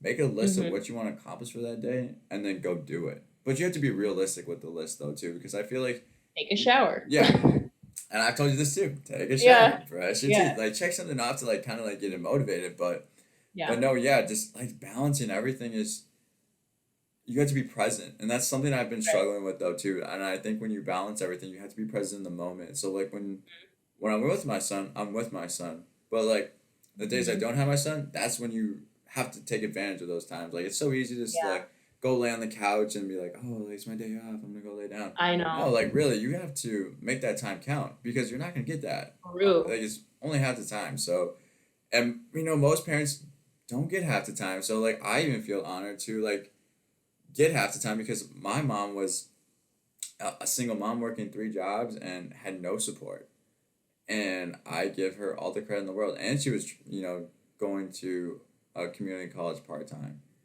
so I give her all the credit in the world too because, her support system wasn't there at all. So she kind of like gives me the whole like, whenever I feel like I'm overwhelmed with everything or like I feel like I have a lot on my plate, she kind of like was like, oh, I was doing this and this and this. And I'm like, You know what? You're right, Mom. I got it easy. So, but no, yeah, because there are plenty of parents that don't do 50-50. So I feel like I'd be doing a discredit to them and myself if I didn't execute the times that, I have, like, to myself. So, I don't know. Mm-hmm. Like, I feel like people kind of hear what we do and they think, like, oh my God, like, how do you do it? But, like, honestly, I don't Yeah. know how I would do it if I didn't have Aiden. I don't know. Like, it's just, like, kind of like a routine Yeah. now. It's a weird. Yeah. No, that makes sense. No, and we talked about this before though too. Like when we get up in the morning, and the morning is so key. Honestly, the morning defines whether I'm gonna have a good day or not. Well, actually, that's not true. You Mhm. can always have a good day. You just change the mindset. True. But True. It but just but the helps. but the morning is like kind of like a indicator about how the day's kind of gonna go. And there's been so many Mhm. days where if I don't get ready for the day, I'm gonna be not myself, like sloppy, out of Oh, it. I don't know. Like yeah. it's just like I don't know. Like if you don't get yourself ready for the day and you just get your kids and like you rush out the door, it just throws the whole day out the door because then Yeah. like at least for me, I can tell you about the day. We'll wake up. I usually have to wake up at like 6:30 or 7 because he usually Mhm. wakes up around that time though too. So some days I wake up at 6 and I'll go shower, eat, and I'll do what I gotta do and like I'll look at my homework before school and stuff, and then he'll wake up right after me, and then I get him dressed. I have to feed Mhm. him, and then I have to brush his teeth, and then we go out the door, and then right out after we go out the door, I drop him off to daycare. I have to go straight to class. In class all day until like Mhm. 3. I mean, last year I had to go to track practice right after, and then right after track practice, I was going picking him up straight from daycare, and then going home and Dang, son. feeding him, and then I would do my homework. Or there would be nights I had to work though too, so it was a big indicator in the morning, like yo, like you had to wake up and you had to be ready. I knew like, hey man, we have to be ready for this day. Like tackle it. So Dang. I mean, we have the same 24 hours that Beyonce does, so that used exactly. to motivate me because like after she came out with that movie and I was like, she's working like 18 hours a day, like putting music videos together, and then I'm here Mm-hmm. like watching the video of her do it while I'm not doing anything. So Well, no, yeah, yeah, that's insane. You really did that and you're doing that. So no, that's yeah. amazing. And you kind of have to be okay with like losing sleep though too. Have you experienced that as That too. well? Well, I do fine off of little sleep. That's just kind of how Really? I've been. So I do totally fine off of 5 hours. Okay. Well, I have Aiden that we sleep together, and it's like there's some nights where it's just like I've gotten kicked in the face plenty of times. I've gotten Bruh, that little no. little of that chin uppercut from his foot. So there's been times I woke up in the morning, I'm like, what the Wake up and heck, your dude? I'm like, tooth is gosh. chipped. I don't know, I'm so seriously, and I've been sorry. waking up and I'm like, gosh, we got to get up here in a couple of hours, and sometimes you can't go back to sleep, and I'm like, gosh, dang Hmm. it. But That's why I don't sleep with her. That's why I like, you need to be in your bed, dude. no, No. seriously. All But right. no, the other day you did mention that co-sleeping is somewhat therapeutic. I agree with that. It is. It is. It We is. talked about the other night. Yeah. Sleeping together. I feel like it helps the bond a little bit. I don't know why. I no, for sure, for Yeah. sure. No, because Baby. yeah, we talked about that too because no, yeah, because my apartment's only one bedroom, and you're like, oh, you're not gonna get two. I'm like, nah, like we already sleep Hmm. together, so I was like, I Yeah. kind of like sleeping with them. So, but yeah, Yeah. no, I definitely agree with you on that. All right, we gotta go to the next question. Hmm. How often do you communicate with your child's parent, well, other parent? Um, so unlike you and Aiden's mother, Mhm. JoJo's dad and I do not have a legal agreement for a Oh wow. schedule. So we verbally agreed on it, every other weekend, and then we figure out the week. So I'm basically talking to him every day. And if we plan something ahead, like for example, next week I'm flying to Alabama, and I gave him the flight information, and she's gonna be with him for a set amount of days. So Yep. like he'll call me if he has questions, or if say like she hurt herself, he'll call me and like let me know. But otherwise, it's basically an everyday thing. And if it's not like this upcoming week, it's like a 4-day break maybe. But he's that's still my child, so like he wants to update me with things and send me pictures of her and whatnot because we do have a somewhat of a good relationship. So, but it's often. It's pretty often. Okay, that was good. That's probably better than mine, to be honest. I mean, even though we have like set days, it's like it's kind of made us communicate a little bit less, honestly. Like we only communicate on Sundays because that's like our switch day. So we have daycare, which is super nice. So like honestly, like we drop the kids off to daycare and then you pick them up. They close at 6. Oh, that's why. Yeah, so we don't communicate just because of that. But no, yeah, so we only communicate like once a week. A little weird. But there's sometimes we do communicate a little bit more, but like it's always just about Aiden. And I feel like that's always interesting because like people would always ask me like, oh, so like what do you guys talk about?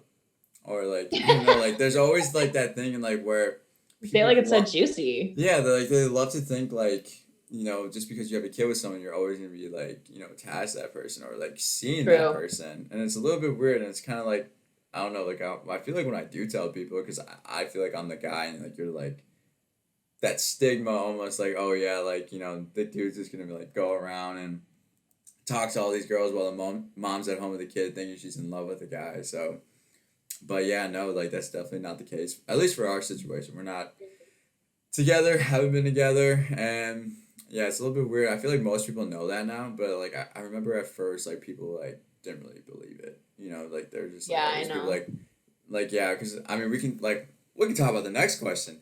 How has it been dating as a teen parent, Genna? So I got into like a relationship pretty quick after. So yeah, I kind of paused because I jumped into something really quick and I was like, whew, I really like this guy. Like I enjoy him a lot. Holy crap, that was really loud, Michael. Oh, I'm sorry. I know. I'm sorry. No, you're good. My head's just like going like this. Yeah. We've been talking for a minute. So I really like this guy. And so you started talking to the guy right after? It wasn't like right at, well, some people I'm not throwing you under the bus, but like it was a little Some people would say it was right after. It's pretty soon after. I can't think of the dates right now, but it, like I said, it took me months to mentally prepare for breaking up with JoJo's father. And so like at that point I had gone through all the motions of the breakup before him. So we had broken up and I was like, oh my gosh, now I have like time to recover. I'm going to change my life. I'm just like, my life is going to look different. And then, so my relationship after JoJo's dad was, it was healthier. It was exciting. You meet somebody and you're just like really excited. And I didn't just meet him. I had known him since I was like 11. And, but we just got to know each other as adults and we just really, really enjoyed each other. But it was really hard, honestly. Like we really, really got along super, super well, but a child being a part of it, also being a co-parent was the biggest part because eventually JoJo learned to love my now ex-boyfriend, but we're still good friends. And it was just like the thought that if we stayed together, and this goes for, any relationship with a child, you are a parent immediately. Mm-hmm. A step parent is a parent. I don't care. And in, our situation, whoever is going to choose us also chooses that our child's other parent, because that they're in our life as well. So that was like one of the hardest things. So I'm trying to process. Maybe I'm hearing this wrong, but so when you were dating this guy, was he in JoJo's life or no? Yeah, he would be around. Interesting. We wanted to gain a relationship with him and I away from JoJo first to decide whether like it was smart for us to stay together. And then we were together for a while, and then he started to gain a relationship with JoJo, and she didn't really like him at first because she knew that he took my attention away from her. She knew that I really. Oh, dude. Damn. Could not come around without her flipping out for the longest time, and I was so upset about it because like it like was upsetting as a guy who like kids love him, literally kids love him. Interesting. Okay. And so, but in the end of our relationship, the conversation about like dating somebody with a kid is quite the commitment, and I was like, okay, if it's worth it, then it's worth it. If it's not, that's fine. We just need to make a decision before my daughter gets too attached to you. Amen. I want to ask you this though, because at least for me and my experiences, I feel like when people think since we have a kid and we're looking for a relationship, they think we're looking for a partner to help with our kid. Have you experienced that at all? Where people are like, oh, like she's looking for a stepdad, or have guys like kind of like known like, no, she's looking for a boyfriend. Has there ever been like a miscommunication or like? I mean, let me get this straight. I'm looking for a husband. Yeah, that's true. You are looking for a husband, but you gotta date first, though, Genna. Of course. I mean, But yeah. I'm not looking for a boyfriend to like keep him a boyfriend. Like I want Right. a man who's ready to, have the relationship and be ready to work on the relationship with me and my daughter. We'll like put if your there's Snapchat and Instagram right there for all the single guys out there. bet. I need a guy with slide a in, heart. but you gotta be ready. You gotta be ready. It is not easy. I'm ready. It is, but sometimes you have to find somebody who has that mutual, like you said, the goals and aspirations, and on top of that, what's really important to me is having the same spiritual maturity. That was huge. So. Well, okay, so I guess what I'm asking here is, was there ever kind of like just like do guys like assume right away though that you're looking for someone to help you with the kid, or is it No. just no, they don't. Interesting. Okay. Not in my experience, because I make plenty of those. Really? Yes, it's really weird because that's the guy's experience. I don't know, and I feel like it's also like kind of like, I hate to say it like this, but I feel like it's also like a girl thing, because like I feel like you're talking to someone else's baby dad, and they got a kid. And, I feel like some girls don't want to step on that kind of toes. They don't want that drama. Almost. Oh, I see. So I've definitely had those type of experiences, and like I've had like, okay, this is gonna sound so bad, but I have a juicy ass story for you. So I was talking to this. So I met this one girl. She, me and my buddy were hanging out, and we met up with his girlfriend had a friend. Mm-hmm. And this girl was super cute. I knew immediately. I was like, oh, dang, like she's super cute. Mm-hmm. And we hung out one time with like a big group of people. It was like a bonfire feel. And we had a conversation, and we were just like, just talking the whole night. Mm-hmm. And then the next day we had to go to work. So we worked together too. And so we were at work, and his girl comes, and then the girl I was talking to at the bonfire came as well too, but it was just like a regular conversation. So like, we didn't really like have deep, like, people were drinking, having a good time. So like, it wasn't like too crazy. And he told me like, oh yeah, like, so-and-so's coming. And I was like, oh, like, okay, cool. And so, yeah, so, I met this person before, and honestly, we started talking a little bit, but I didn't tell her I had a kid. What is wrong with you? I didn't tell her. It was so weird because, like, I told my buddy, I'm like, dude, do I have to tell her? Like, do I not tell her? Because she didn't know who I was before. And it was, like, so weird because, not saying that I'm a known person, but, like, I feel like a lot of people... and West Side is West Side, so, like, people know you. I know, but, like, I feel like a lot of people already knew that. So I was like, okay, here's a chance where this girl does not know who I am. That is so funny. So, yeah, and... She requested this was when I was private on Instagram. She requested to follow me on Instagram. I did not let her follow me on Instagram. I didn't accept it. It was up there. I think it went 3 days, and we had like a Snapchat streak or something. Mm-hmm. And she was like, "Hey, like, can I follow your Instagram?" And I was like, "Oh, yeah." So I accepted it, and that's kind of how she found out. And I was kind of like being like, I don't know, kind of like a bitch about it. I don't even know. But, like, I didn't really know how to tell her because, like, I was just like, oh, like, we hung out a couple times and, like, it went good. And, oh, my God, we hung out on Cinco de Mayo. And you know how big Cinco de Mayo is. Mm-hmm. And we were watching the fight, and she, like, came through and watched the fight with us. And, yeah, so she met the family. Like, it wasn't, like, one of those things. Like, it's like, oh, hey, here's my family. My family's super chill though, so like we were all just watching the fight. The whole family was there, and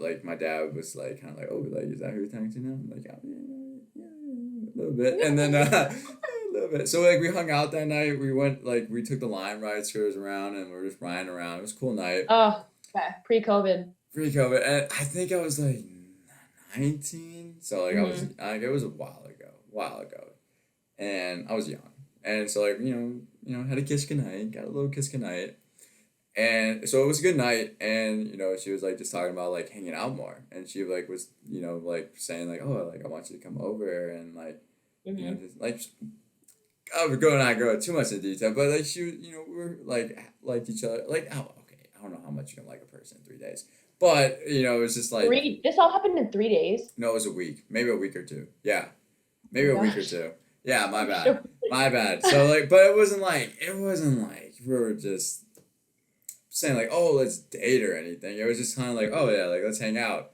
And like as soon as she saw like the Instagram, it went from um hanging out to I'm going back to my ex boyfriend.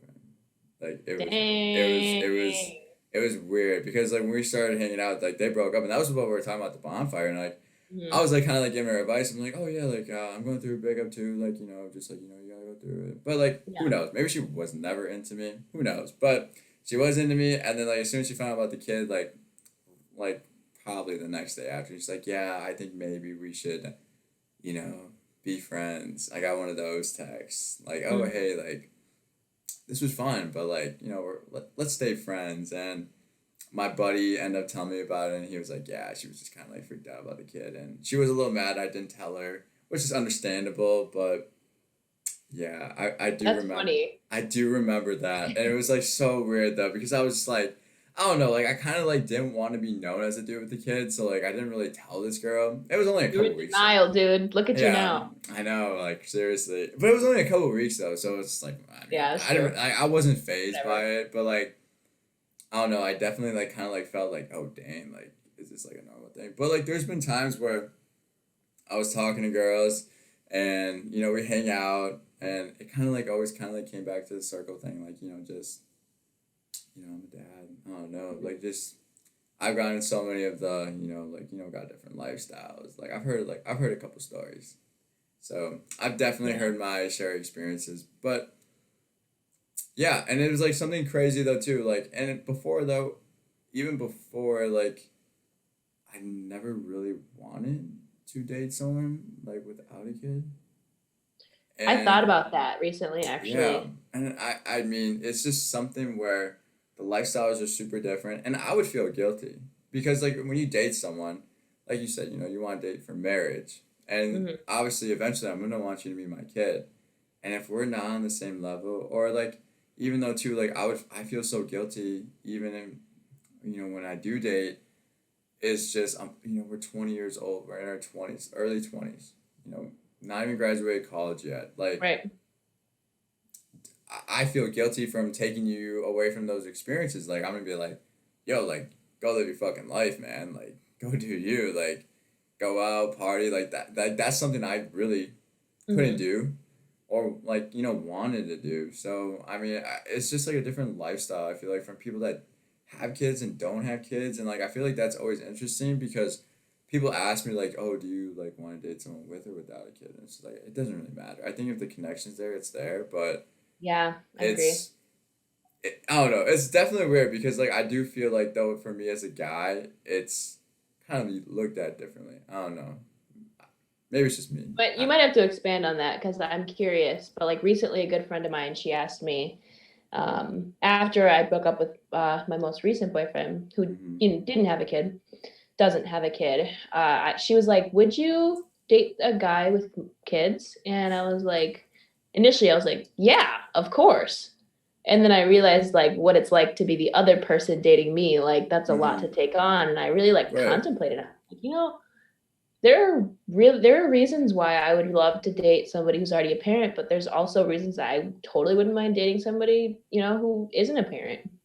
So No, I don't yeah. I know. mean, I don't know. Like, I feel like it's just a little bit different because like, I feel like for me, at least dating wise, it's just I know what I want and like I don't know what I want. But then also though too, like I'm the type of person to be like yeah, like I'm cool with just you know, like I said, like my family is so friendly. Like I don't know, So like friendly. so friendly. Like if I'm just like, oh yeah, like I'm just chilling at the crib with the, like or the family's getting together. Hmm. Like you can come through and like, oh, like you want me to meet your family? I'm like, bro, like I'm sorry, but I know. it's not that serious. I'm sorry, but it's I never know. It's really not like that that. serious. Like plenty of people have met the family. You are one of like I'm not gonna say one of many, but I feel like our family's like super chill like that. Be like, oh, like oh, this is one of our friends. Just They're like just so incredibly many family members hospitable. done that. So Hmm. yeah, and I don't know. Like at least for me, it's just it is a little bit different because like I want a relationship, but I didn't at the same time because like I Yeah. said though too, like I don't want to put someone else in that situation, and especially like we're so young and like I kind of had like this feeling like oh like I'm kind of gonna be single forever. I don't know, like that was always the Yeah. thought process, and I I 100% thought I that. I still don't see myself like getting married and having kids. I'm Well, sorry. I really? that's just I really don't. I really don't think that would be me. What? I don't. I mean, I Why do would. you I mean, why I do you would. say that? I mean, I would love If it's kids. a goal, you'll make it happen. If it's not a goal, then you won't make it happen. I mean, I don't know because I feel like is it wrong to be selfish? Because like I mean, we're all selfish naturally. we all you have to be selfish, but at least for me, it's just I'm kind of at a point where I don't want to depend on someone else. I don't know. Like it's just kind of like I feel like we're on Mm. different stages almost because like I feel like they're like right after it, and I was like, oh my god, like give me the wife, give me the kids, give me everything. And like Yeah. now that I've grown, I kind of like realize I don't really need anyone to depend on for happiness. So I'm just kind of like at a point where But it's not about happiness. I know it's not about happiness. I get that. I really do get what you're saying, but I don't know. Like I'm just like I've never like really like kind of like saw myself like with the kids. And like I don't know. Like Wow. even before Aiden, I really kind of like told my dad like we've talked about this before. Like I don't like really see myself like getting married. Oh, Like okay. I mean I kind of always thought I would have kids. Like because like I'm sorry to say, but baby mama's kind of like run the family. Like my sister has like 4 or 5. My brother has 3 or 4, which is kind of like sad to say, but like it kind of runs in the They're all family. great kids. It doesn't So matter. they're all good kids, but I kind of like always just Yeah. kind of like figured I would have like different people because I don't know. Like for me, Yeah. I do struggle with anxiety and depression, and I guess we need to be real about this, but it's just something Mhm. where my moods do change a lot. Like there's some days where Yeah. I don't want to talk to anyone. There's just days Hmm. where I just want to like curl up in a shell and just do my thing. And then there's Yeah. some days where I'm just like the most outgoing person in the world. So True. yeah, and I don't like yeah, and I feel like if you're not a person that goes through that, you're not gonna be able to relate to me. One Then hundred and percent. also though too, I don't want to be with a person like that, if that makes sense at all. Mhm. And yeah, I really wouldn't want to put someone through that because like I feel like I'm at least right now like I'm at a point in my life where I want to accomplish so much and I know I wouldn't be able to give that person the time or affection that they deserve, Oh, good almost. point. Good point. So yeah, and I mean I just know like I don't know because like I think until I accomplish everything that I do have on my mind, I don't think I'm going to be ready for that next big step, I think. That is a huge step. That's That is a true. huge step, and it's just I mean that too. I mean when you're in a relationship, it's all about giving that time. You have to give affirmation, affection, and Yeah. Whatever the their love language is. yeah you have to give that to that person. I really do Like, feel like yeah. I can't do that, and I'm not. I mean I know. Do you? I don't think you struggle with anxiety depression. I'm not gonna assume or not, but I feel like that does play a huge role when it does come to like relationships. Do you have it? Yeah, I Like never dealt with anxiety. I had one anxiety attack when I was pregnant, and that was really, really scary. okay. It was in a grocery. I almost got into a car accident, and when I was like big, so like just that was just stressful. But the only time I was, you know, what I believed was even like close to depression Mm-hmm. was actually it was that time frame of me processing breaking up with JoJo's father and being like just so numb. That's literally the only word I can think of. I was not myself. I was not Genna. I was not the person who like people remember me as. Yeah. I'd wake up with just like this. I felt like invisible, just like I don't even need to be here. Like I'm so sad. Like I don't even contribute to society. Like so JoJo helped me find my purpose in that manner. Mm-hmm. I But feel. like No, keep going. I'm sorry. no, you're good. I mean, I never dealt with it at like long term. So like I really feel for people who deal with that on like a daily basis, and I feel like reaching out when you don't feel like you should or you want to is really important, and just like again going back to the support system, because like just that time, that small time frame that I felt that I felt hopeless. I was like, this is never going to end. Like I've accepted it. I'm just going to be a sad mom basically.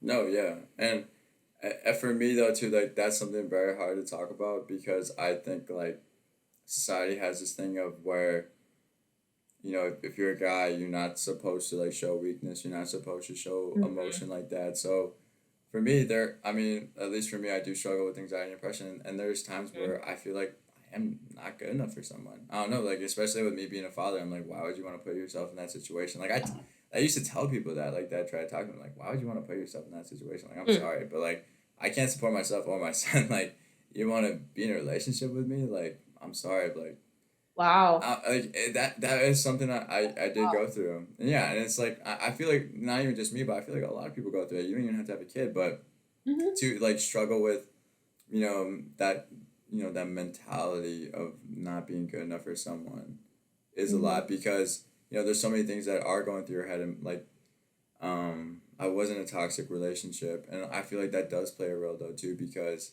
if it doesn't end badly and I can say personally about myself, I'm not going to speak on the other person, but I wasn't a great boyfriend. And we've talked about this before, and it's just being honest. Like when I was 16 years old, but like I was Mm-hmm. 16, 17, um, you know early 18 before Aiden. I was cheating. I wasn't doing the good things. I wasn't a good boyfriend, and so for me personally, I was just I was a terrible guy. And I did deserve everything that transpired in that relationship for sure. But yeah, I mean, when you do struggle with anxiety and depression after Aiden was born, I did like lean to alcohol, and Yeah. to a point where I had to go to an AA meeting, and that Yeah. was something where I like had to look myself in the mirror. I'm like, what am I doing? And like I Mm. said, that's something that ran the family, but that's no excuse at all. And that was just something where I had to like, go through the demons inside me and like really pull myself out. And it's still something I struggle Sure. with today. I mean, honestly, I mean, I'm not an alcoholic. I mean, I wouldn't. Yeah. I don't. I mean, maybe I am or not, but I don't like to think I am. But Well, I if don't you drink are, like you're hiding that. it really well. Thank you. I mean, seriously, I mean, I don't drink like that no more. I've changed so much. I've grown so much from it. But yeah, the whole relationship thing is so. I feel like it's so complex. But Mhm. when the right We were person comes. so young. Yeah, I feel like I should be easier on myself. Honestly, We were seriously, so I young. feel like I should be. You need to give yourself grace Yeah, because we were so stupid and like we were. we can I swear personally I convinced myself I was an adult. Nobody could tell me anything. Yeah, I was and you think like, yo, like I'm a parent, like I'm my own person, but really, like I'm still learning to this day, Jenna. Still learning, still honestly growing. today I like looking back today I have realized how much I need adult like real life like adult advice more than like when I was 17 and I was like Psh, I can drive. I'm literally an adult. I don't need to listen to anybody. Right. Whack. No, I was whack. I know, and I think this is kind of like our ignorance being so young too. Like we think we knew everything, but Absolutely. I mean, I kind of love learning new things every day now. Like I love not Yeah, being the smartest guy in the room because like I'm just learning. for sure. Yeah, that's huge. No, yeah. But I mean, how about you? Have you kind of? I know we talk about your past relationships, but I feel like I kind of like want to dive more into it. Has you had a new relationship ever since the past ex-boyfriend, or no? Or have you like No. kind of like talked to anyone? Come on, Jenna. I'm sure guys are reaching out to you, hitting Oh, the DM, saying, stop. "What's No. up, baby girl? Come on now." What do you say to guys that are kind of like hitting you up?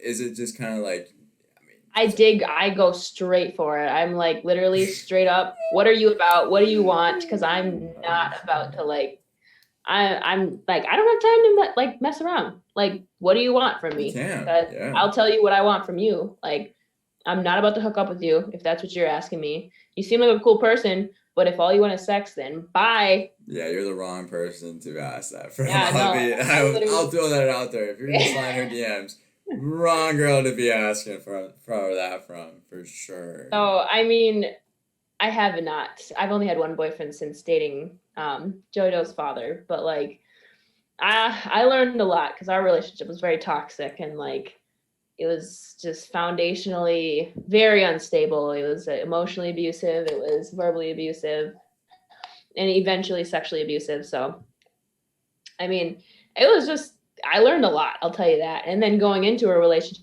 after that, which had healthier habits, and then I had bad habits from my relationship with JoJo's dad. And then I'm like, holy crap, I'm so sorry. Like, I'm just so used to like this toxic like dynamic that I would just be like on defense mode. Like, you want to like freaking fight or something, and like just Right. be like on Okay. the like just not what was necessary. Not I had to learn how to have an adult conversation and like get through things and converse in a healthy manner, because like I was just so immature and I was again thought I knew everything.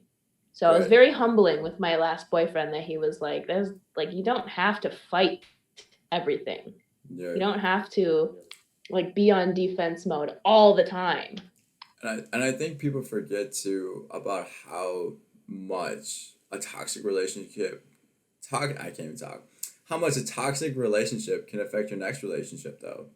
It like For real. I mean I would like to say it doesn't carry, but there's sometimes where it does carry, where if you are with someone for a certain amount of time like that, there's almost like a trigger sometimes where you just like kind of like catch yourself off guard almost.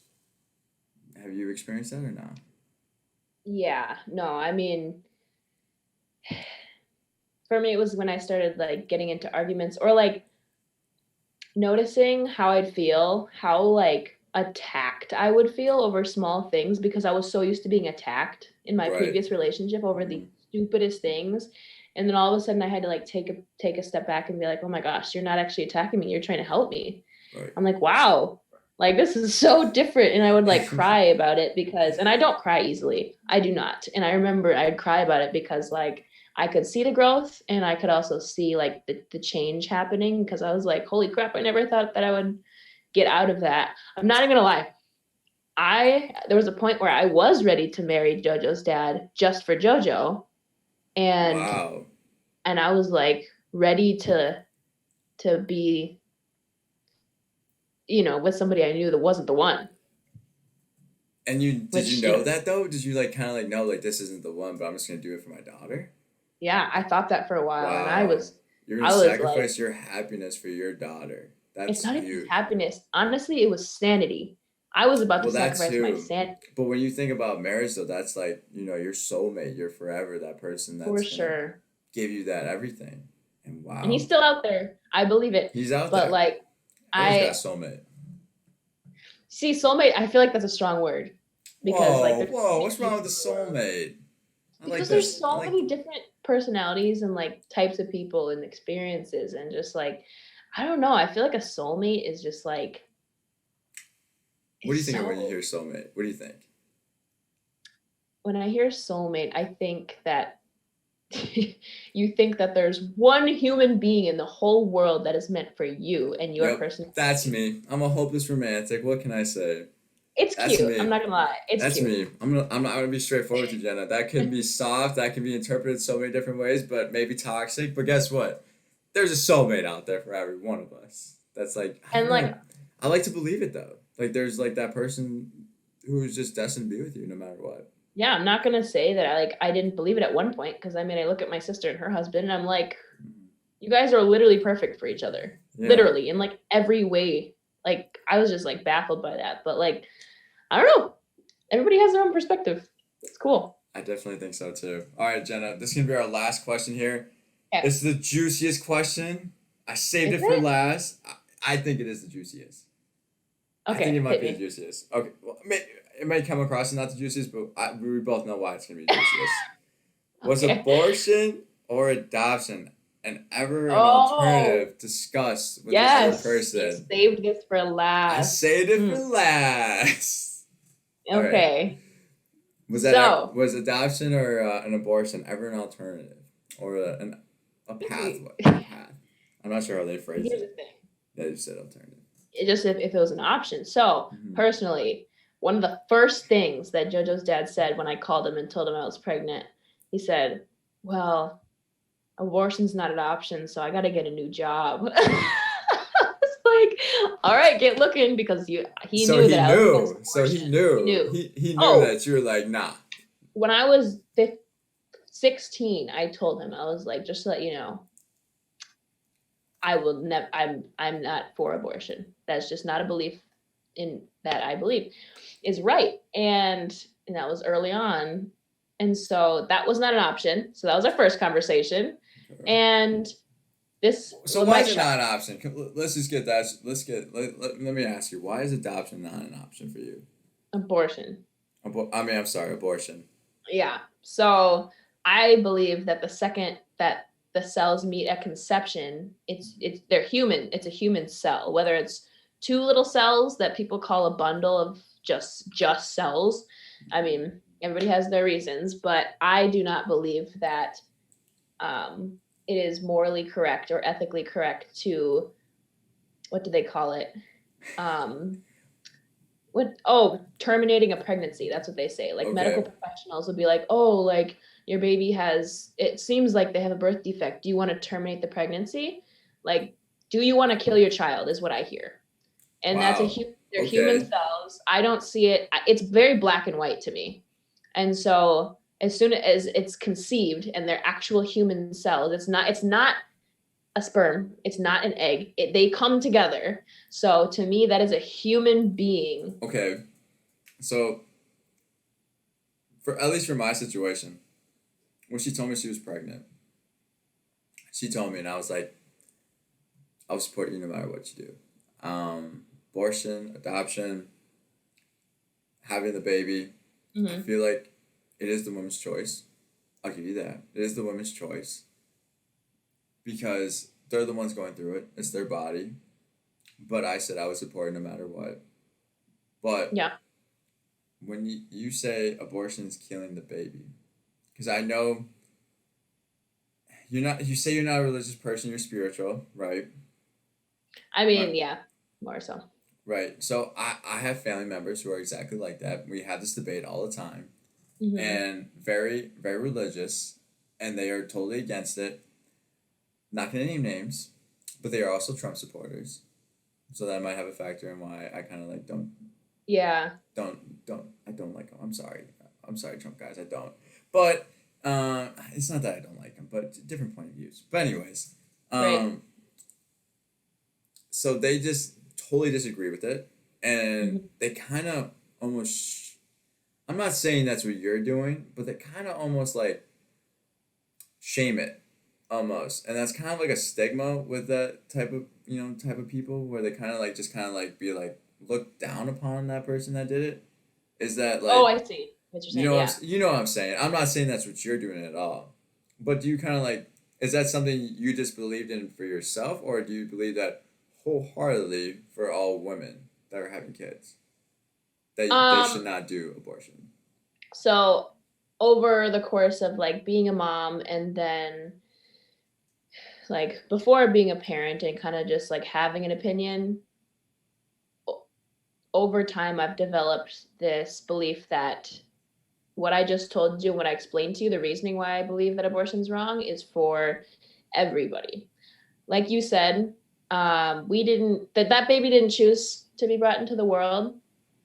And so I think that when we are risking unprotected sex, or just sex in general, because obviously she was on birth control, we are running that risk. And like, we should know that. So personally, I think it goes for every scenario. That little baby did not choose to be there. So I don't think that should be an option because I don't believe that that's the mom's body. I think it's a whole separate being. I think that it's in the mother, but I don't believe that when people are like, it's my body, it's not your body. It's another body, another little human that's inside you. So people hate when I say that because they're like, it's just cells inside the mom. So like she's the one directly physically affected. And like I will go back and say the father is directly affected, maybe not physically, but mentally and emotionally and spiritually. That's his child as well. So I feel like there's a lot of points. People get pissed when I say that about the dad. They're like, the guys have no say. That's not his body. Just because he's a sperm donor doesn't mean like he has any say. So it's touchy. I think this is so interesting because you think it would be reversed. Like I kind of know. like our viewpoints on this, because let me just say this, because I look at it as I think a mother knows whether she's ready for this or not. You know. Like there's some like I'm sorry to say this, I'm not sure how this is going to come across, but there are some people that just aren't meant to be parents.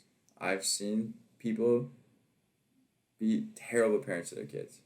Yeah, I'd have to agree. Where the kids don't deserve that life, for one.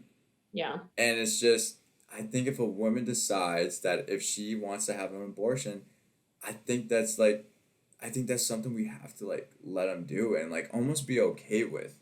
Because like, yes, you're right.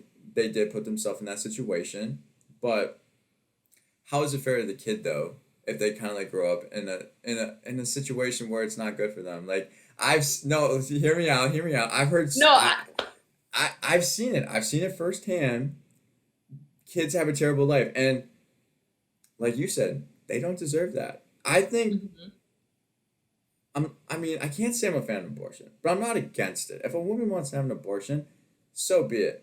But I think an adoption is a great route. But then I don't want to put the kid through that either, though, because then they go through adoption, and it's not. I don't like it's.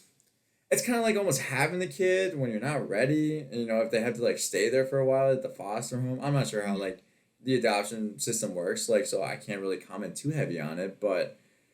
Yeah, I definitely think if like the woman knows she is not fit to have the kid, I think we have to take her at her word for it though. Almost like where there can't be any judgment, because if you're not ready to be a parent, I like I said, I've seen so many people that just like have kids because of like the people around them, like almost like the fear of judging them, and then they have the kid, and then it's just the kid has a terrible life, and then it's a cycle almost. It's just like that kid. Just I don't want to say like they're gonna end up being bad, because that's not always the case, but they're almost like set up for failure almost. Like they weren't born into a great situation. Most of the time, like from what I've experienced, drugs are put on them pretty early. They go down that route, and then here they go again. They're young parents all over again, and then that's how the teen parent cycle happens. Not to say it's a bad thing, but I feel like that's kind of how it starts though, almost.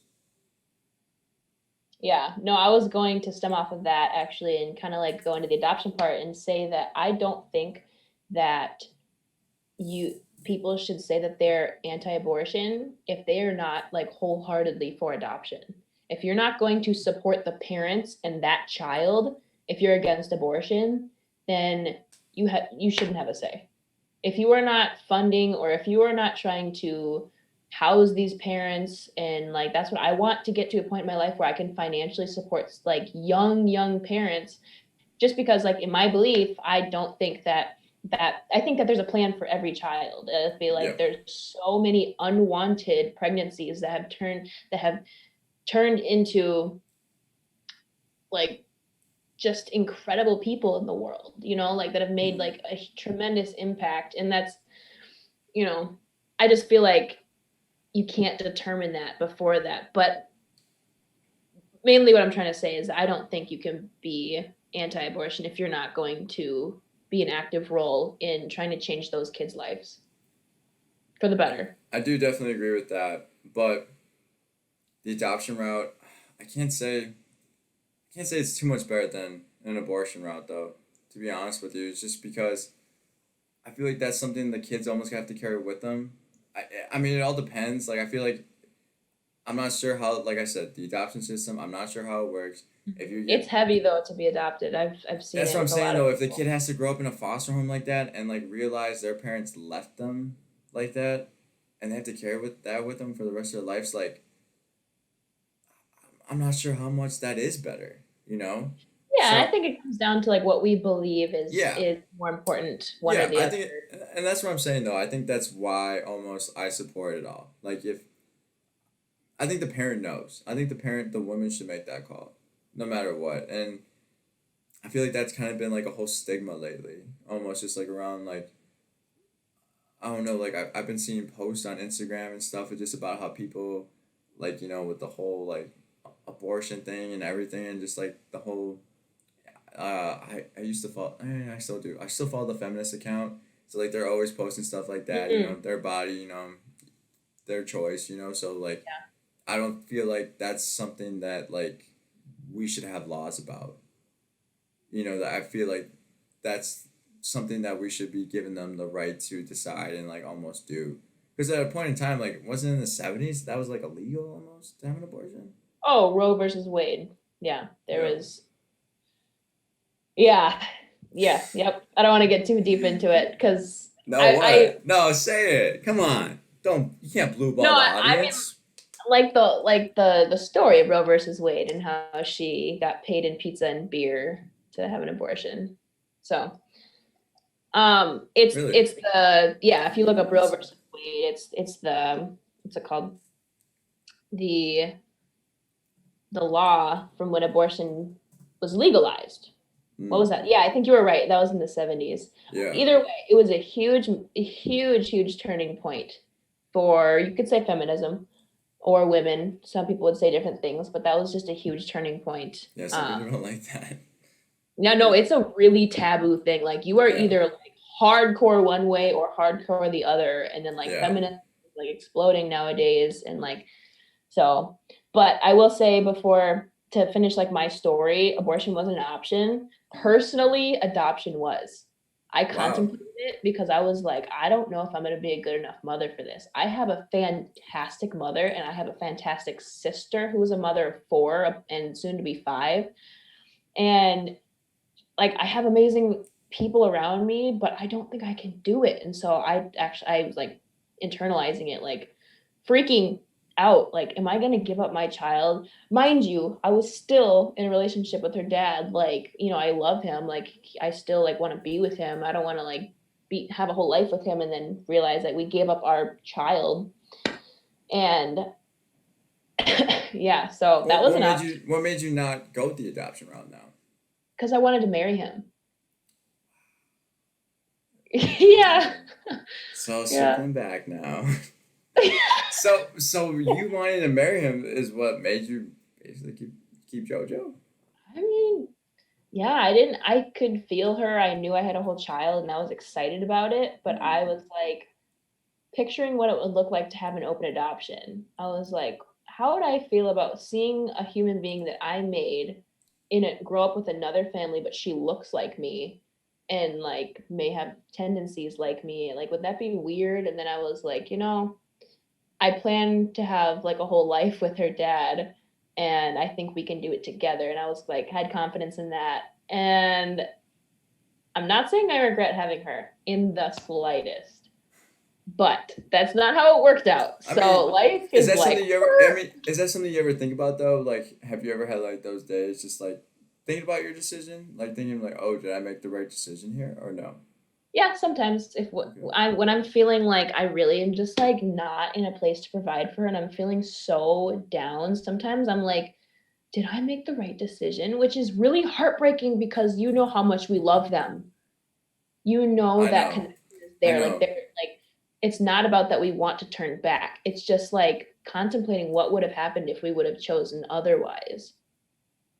Cause like so I'm really curious, did you think about adoption? Because like you were with Aiden's mom. We were together, and like I said, I supported everything. I was gonna support her wherever she wanted, and I don't know. I'm not gonna lie to you. I think this is where I'm gonna be brutally honest. I was Mm-hmm. kind of hoping that she would um, not keep the baby at first. Yeah. I really do. I'm gonna be honest. I was No, really I hoping she can see wouldn't. why you would feel that. Yeah, because I just had so many things planned for myself, and I knew a baby would change things, and Hmm. yeah, that is. But like, if she did keep him, like I knew, like I'm gonna be here. I knew I'd make the man decision. I'd be like, yo, like if she keeps him, like I'm Which gonna is do so this. great, yeah. Yeah, That's so and cute. like I said, like when Aiden was first born too, we're at the hospital. My dad came up to me, and this is after everything, like the whole rocky, Hmm. like not talking for 3 weeks, and finally talking to each other. He was super cool. The weeks leading up to the pregnancy, for him being born, and he came up to me after Aiden was born, like right after, and he was. I mean, this may sound bad. My dad's the greatest dude ever. Like, I don't think there'll ever be a wiser man than him. I have the highest regards for him. But he came up to me and he said, "So, you got to go to college, right?" And I was like, I don't think I can. I don't think I can. He's like, "No, you can. Like, I'll stay here." Me That's and a your mom. lot to chew on, My though. Yeah, and this was right after my mom was like, "Well," he said, "Me and your mom will we'll take care of the baby, and you go and do what you got to do, and then when you graduate college, come back and we'll be here." I mean, he's not gonna remember the times when he's little, and I kind of looked at him like yeah, Wow. but I will, and I said, You wouldn't have raised me right, and you know that the right choice is to stay here, and I haven't looked back since." And That's he crazy. looked at me and he's like, "I know you're right." I feel like I don't know if he was testing me. I don't Huh. know. I don't know. I kind of look back at it now. I don't know if he was testing me because he is like, You should he's a ask him. man. I know. I probably should ask him. But it was. I feel bad though because okay, so he did. So then he had another conversation with me, kind of like Hmm. lighten the mood here. He said, "All right, so my family doesn't believe in tattoos, hates tattoos, and no one in my family has tattoos." And he said, "So since you had a baby super young, promise me you'll never get a tattoo." I said, "All right, Dad, I won't get a tattoo." I ended up getting a Michael, tattoo for you my got a 2 years huge. later. I know. I told him, and I said, "Dad, like I promise, like it won't be anything crazy. Like I promise, I'll always like I got his footprints right here on my rib, and I had Jeremiah 29:11 quote Are on you there, gonna show the Bible verse. crowd? Should I show the crowd? It's on my Instagram. You guys can go check it out. It's huge. I don't think I will flash that, but I am looking to get a chest piece tattoo. So if you know a good Of tattoo course, artist, let me know. Let me of know. course you are. Right Whole after you said chest. that you promised your dad not to. I know, and I felt so bad. That's And so funny. I came home, and I remember when I came home after the tattoo, and it was for my 20th birthday. I did it for, Hmm. and he looked at me, and I said, "What do you think?" And he's like, "I hate it." I was like, "Thanks, Oh Dad." my It's gosh, like, "Thanks, I appreciate that. it's I really so do." funny. I was like, "Yeah." So yeah, so I mean, they That's don't. hilarious. Yeah, so I didn't know that. That's funny. we had a lot of talks when after he was Mhm. born too, and mind you, and there were so many things happening when Annie was born. So Mhm. her side showed up, and they were totally against it. They were very against it, and they didn't say one word to me. Kind of like almost Guess ruined. what? Oh, they just didn't like us having a kid super young, and they blame me. They're like, "Oh, like this is your fault." I'm like, How? There's two. It takes I two people to know create it a made child, no y'all. sense. It Come made no on. sense. And I remember they showed up, and I was holding Aiden, and then they're like, "Can you leave?" And I looked at them like, I'm like, "What?" I'm holding my son, like he was just born. I'm in the room with his mom, and then her mom looked at me, and she's like, she was just like kind of like she saw me, and she was like, "Calm down, just walk out." I'm like, "All right, I'm fine." Whatever. I walked out, Wow. and like they were like I don't know, her uncle, her grandparents were like kind of like squaring me up, like ready to fight me in the hospital. So there were so many things going on that night. That is the wrong time. It was a weird time, and I looked at my dad. I'm like, "This is supposed to be a joyous occasion. Like, if you guys want to like Wow. start something, stay home." I don't know. Like, it was just weird. What Like, up? there were so many mixed emotions that night. It was really bad, but That's at the crazy. end of the night, though, it was good. It was cool.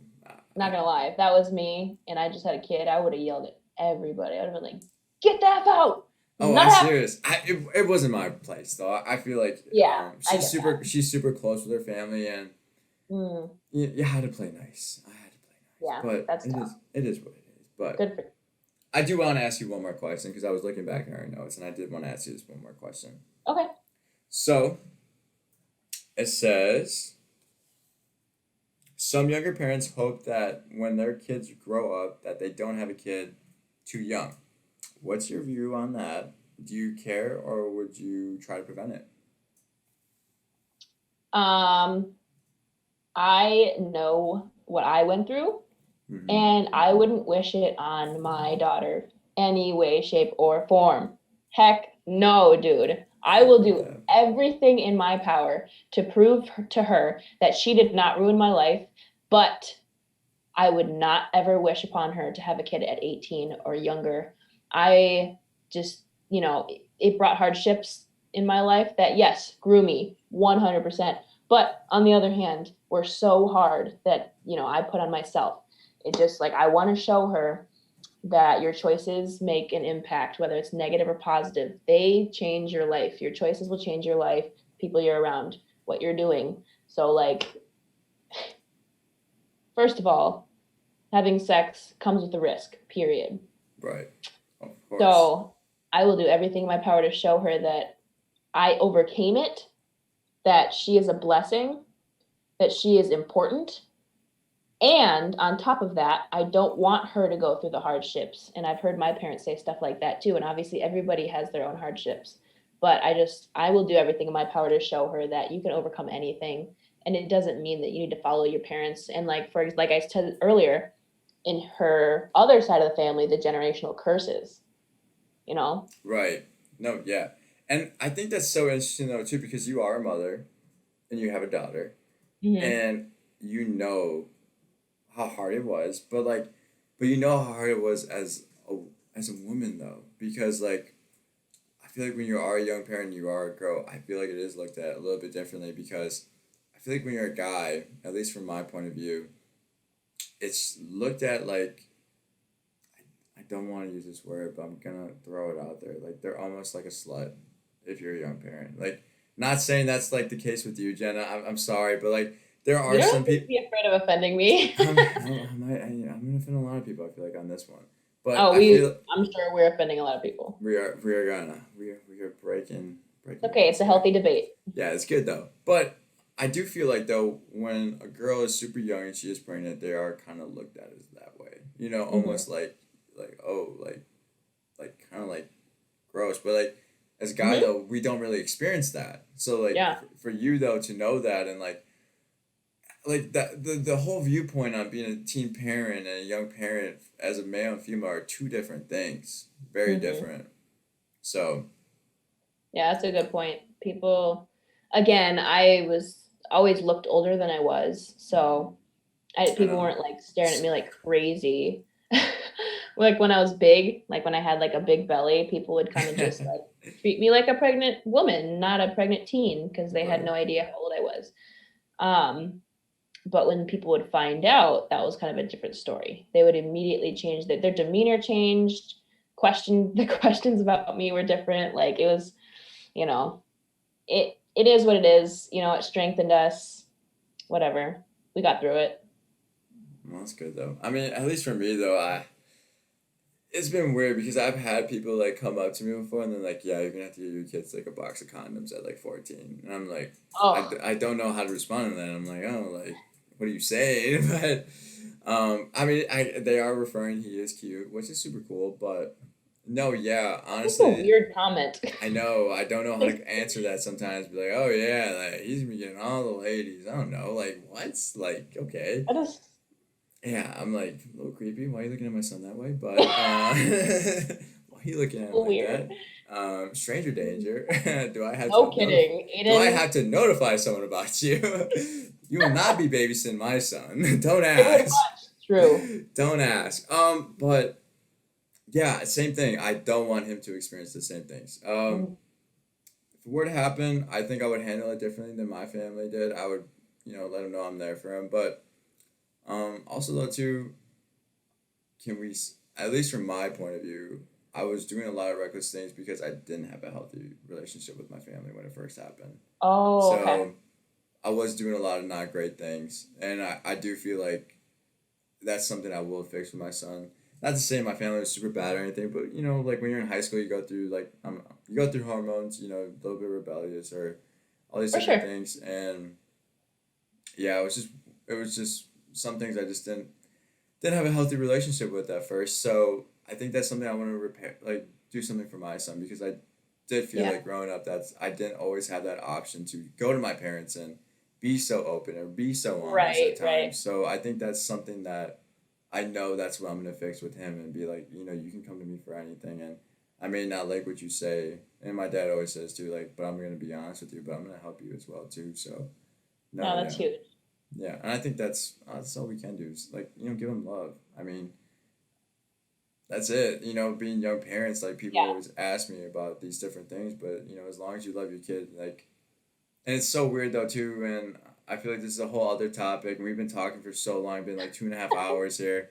I'm I sure you're know. tired, but one I'm good, thing. man. I got energy for days. I know we can keep going here, but one thing I have noticed though is people will come up to me and they'll bring up other parents. They'll bring up other teen parents, and they'll be like, "Yo, like, did you hear about so and so?" Or like, you know, like, what do you think about them? Like, are they a Oh good parent? yeah. And they try to like kind of like catch you and say something, and yeah, As and if it's a like competition. yeah, and it's like, and this is like truthful, but my son's mom, she throws plenty of shade on me, and still to this day, will like be posting about stuff as me as like a shitty dad, this and that, which isn't throwing shade because it is true, and she has posted Mhm. it on social media, but um, and people have also asked me about different parents though as well, not just only my son's mom, but I've always got that question a lot, like, oh, is like so and so a good parent or so and so bad, and one thing I've always said is I will never talk down about a teen parent or a young parent. Never gonna catch me doing that because I know how hard it is, and everyone handles it differently. So that's just something at least I believe in. Like yo, like you're never gonna catch me talking bad about a young parent. Be like yo, like we may not agree on parenting skills, but hey, who are we to judge? As long as they love their kid, that's all that matters. Show them the Yeah. love. Yeah. I feel that. But, yeah, no. Well, Jenna, thank you so much for coming on. I Thank appreciate it you so for having me. much. It's been amazing. And I Yeah, feel we had like, some good conversations. yeah, and we're going to do a part two to this because I feel like even though we've been talking for 2.5 hours, I feel like we left so much on the table too. So we'll do it again, guys. Don't worry. Send in some Yeah. more questions. More Don't worry. questions. Let us know what you want to hear again. But until then, peace out, Suave crew.